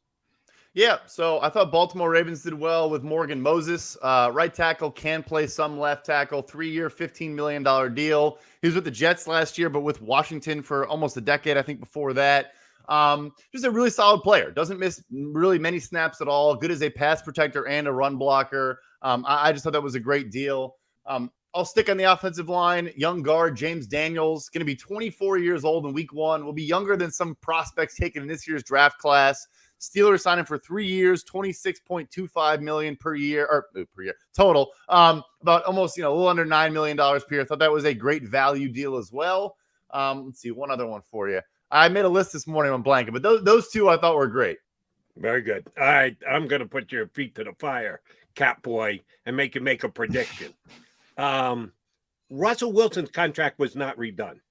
I thought that would get done before he got traded to the Broncos. I've seen quotes from the general manager, Patton, said, well, we'll talk about it, but nothing is imminent. It's going to get imminent real quick here after what happened with Deshaun Watson. If Watson is at $46 million per, which 230 by 5, 46. Rodgers is 50. Russell Wilson in between. Does he go past Rodgers at over 50 per? Does he come in under? And I know there's guaranteed, non-guaranteed, a lot of different ways you can look at it. Where does Russell Wilson's contract negotiation fall with the 2 biggest dogs, Rodgers and Watson, now being in place? Yeah, so I'll tell you that the best comparison for his situation is Matthew Stafford, who did him no favors in two respects. So when Stafford went to the Rams, he had a 2-year deal for about $50 million remaining. It's the exact same situation for Russell Wilson. He has 2 years, $51 million remaining. Stafford agreed to wait a year. Russell Wilson, it sounds like they're trying to convince him to wait one more year and then sign a deal next offseason.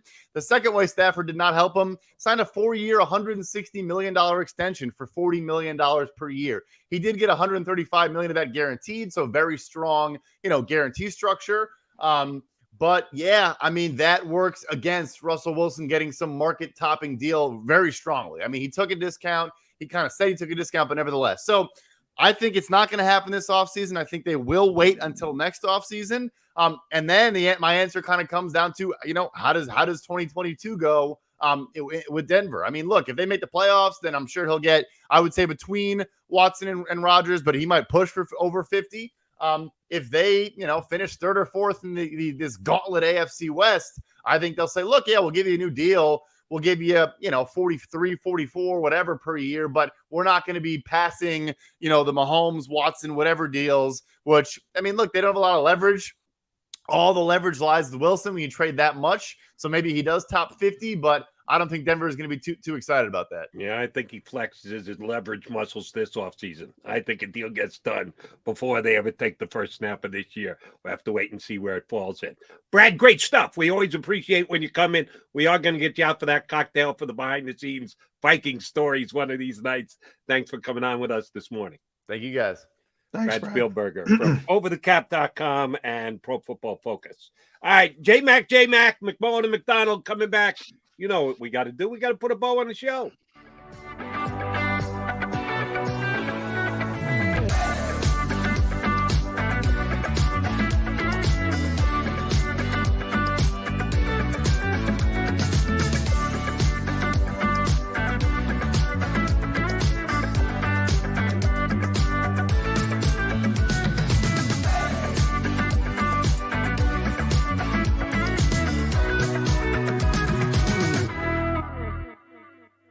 At Stateside Vodka, every new customer gets the world's best rocks glass, free.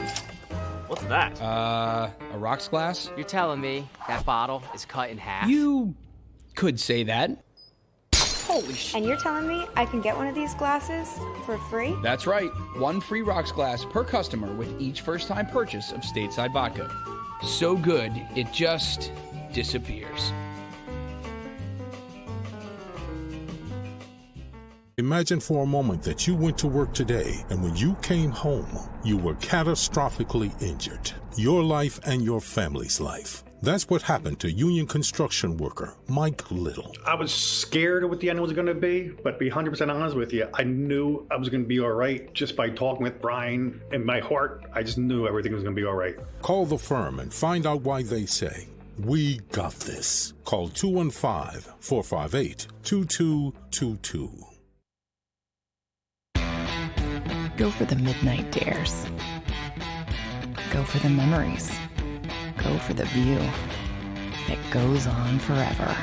Go for the bubbles in your bathtub and in your drink. Go to bed whenever you want. Or don't. Go for him. Go for her. Go for the win. Go to Ocean Casino Resort. Book your trip at theoceanac.com.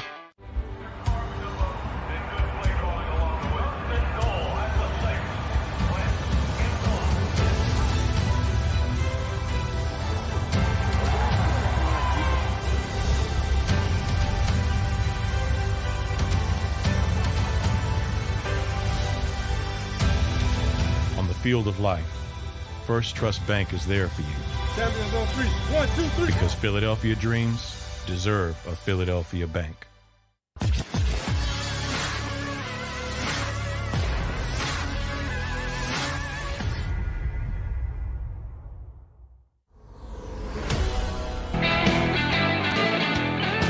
McMullen and McDonald, your Mac and Mac guys here on Birds 365. We're running out of show. John, I want to finish on this note. Ties to one of the things I asked Mr. Spielberger about.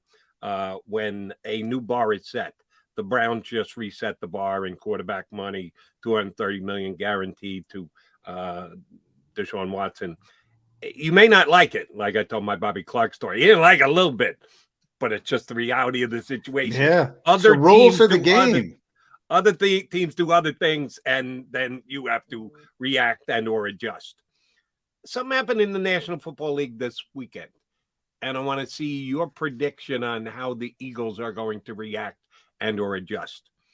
The Tampa Bay Buccaneers put out notification that if you are a season ticket holder and you want season tickets for the 2022 season, you also have to pony up for the 2023 season as well. 2 years, a commitment of 2 years, now obligated to get yourself season tickets. And I'm just going to go out on a limb and say that's because Tom Brady's coming back to play for the Bucs this year. So they decided to take advantage of that and make people pay for 2 years rather than one.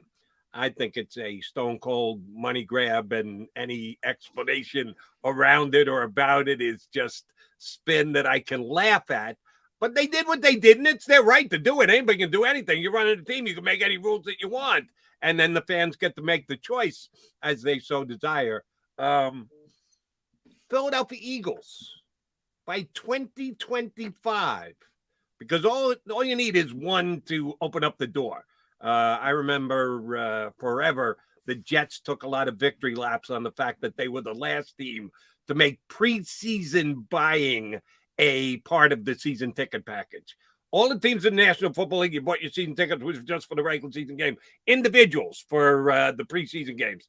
And then one team said, well, no, we're going to include the preseason games into the entire season ticket package. And then everybody else followed suit thereafter. The Jets were the last ones to fall prey and put those season tickets in. So I had to eventually pay for them. So when will the Philadelphia Eagles, like the Tampa Bay Buccaneers, ask someone to buy not one season, but 2 seasons worth of season tickets for any upcoming year? I don't think you have to worry about it here for one reason. The Eagles don't have to worry about it. Now, maybe that you never know what happens 10, 15 years down the road if they have 5 consecutive bad seasons or something goes terrible.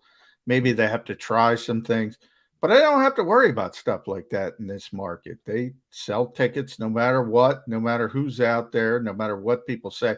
Now, sometimes maybe people don't show up late in the season in a bad year, but those tickets are sold. Make no mistake about it. Tampa Bay, difficult market if you don't have Tom Brady. So, yeah, they're trying to leverage that. And, from a business standpoint, you're right. That's probably a good thing for them to do. But the Eagles, they don't have to. They don't have to at this point. Too much passion in this market. And I know we're going to run over, but Jody, if you'll allow me, we haven't mentioned John Clayton. I do want to mention John Clayton. You talk about setting the bar in our industry, in my industry as a reporter. John Clayton set the bar, but he died Friday afternoon. Surprise to most of us. He was still working a week ago, 10 days ago, but this was the nicest man. I don't even care about the reporting, And I always say, John lived in Seattle or Bellevue, somewhere near Seattle. So obviously it's too early for Birds 365. But you know what? If I asked him, he would have came on. I just never wanted to do that. He because it was so early for him. Talk about somebody who would take time, no matter, and obviously he was a big star in this particular, and I put that in quotations because reporters shouldn't be stars, but he became larger than life. The ESPN commercials, just a wonderful guy, great reporter, but didn't matter to me. Always had time for you no matter what. And that one hit hard. That one hurt a little bit. Yeah. I think I've known John longer than you have. John and I did ESPN radio together before there actually was an ESPN radio. ESPN radio started with just weekend programming. before they had Monday through Friday and the Sports Babe and Mike and Mike, which was actually Mike and Tony Bruno first, and then became Mike and Mike. They just used to do weekend programming, and he used to fly me up to Bristol to do weekend shows for them. And we'd get a lot of the TV guys to come in, and Clayton would always be on campus. So we'd always drag him into the radio for a half an hour spot. So John and I have been friends for damn close to 30 years. And I reached out earlier in the week, and I got a text back from his sister, which I didn't know John had a sister, or his sister lived close to him. And yeah, I had no idea. But his sister returned my text because I wanted him to get on my CBS show this weekend. And she said, Jody, I'm sorry, John won't be able to come on your show. He's gotten sick and he had to check into the hospital, but thanks for asking, blah, blah, blah. 2 days later, his sister texted me back again on Friday morning and said, Jody, I'm sorry to inform you that after a short illness, we've lost John.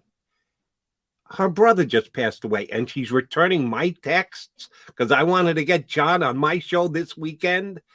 I like, not only did I almost well up and cry, I felt bad that I'm asking John Clayton to come on my show, and I had no idea that the guy was sick. He's been taking care of his poor wife for a very long period of time, who's had an extended illness, and it ends up that John loses his life first. It was just crushing for me, and you described him so well. Just a flat out good dude, no ego whatsoever in the business where there are a whole bunch of egos, and just an attentive guy who'll get back to you and as friendly as all get out. And I hung with him every year at the NFL draft for the better part of a decade when it was in New York, be it at the Old Felt Forum or over at the fancy place up on Radio City. City. I hung with Clayton each and every single year. Great dude, and a phenomenal loss for those of us who follow the National Football League as closely as we do. Thank you for adding that. All right, yes, as John said, we've run a little over today. Thank you guys for hanging with us. We'll be back here again tomorrow with more Eagles talk on Birds 365. If you missed any of today's show on the JAKIB Media channel, listen to the podcast on your way home. Available on YouTube,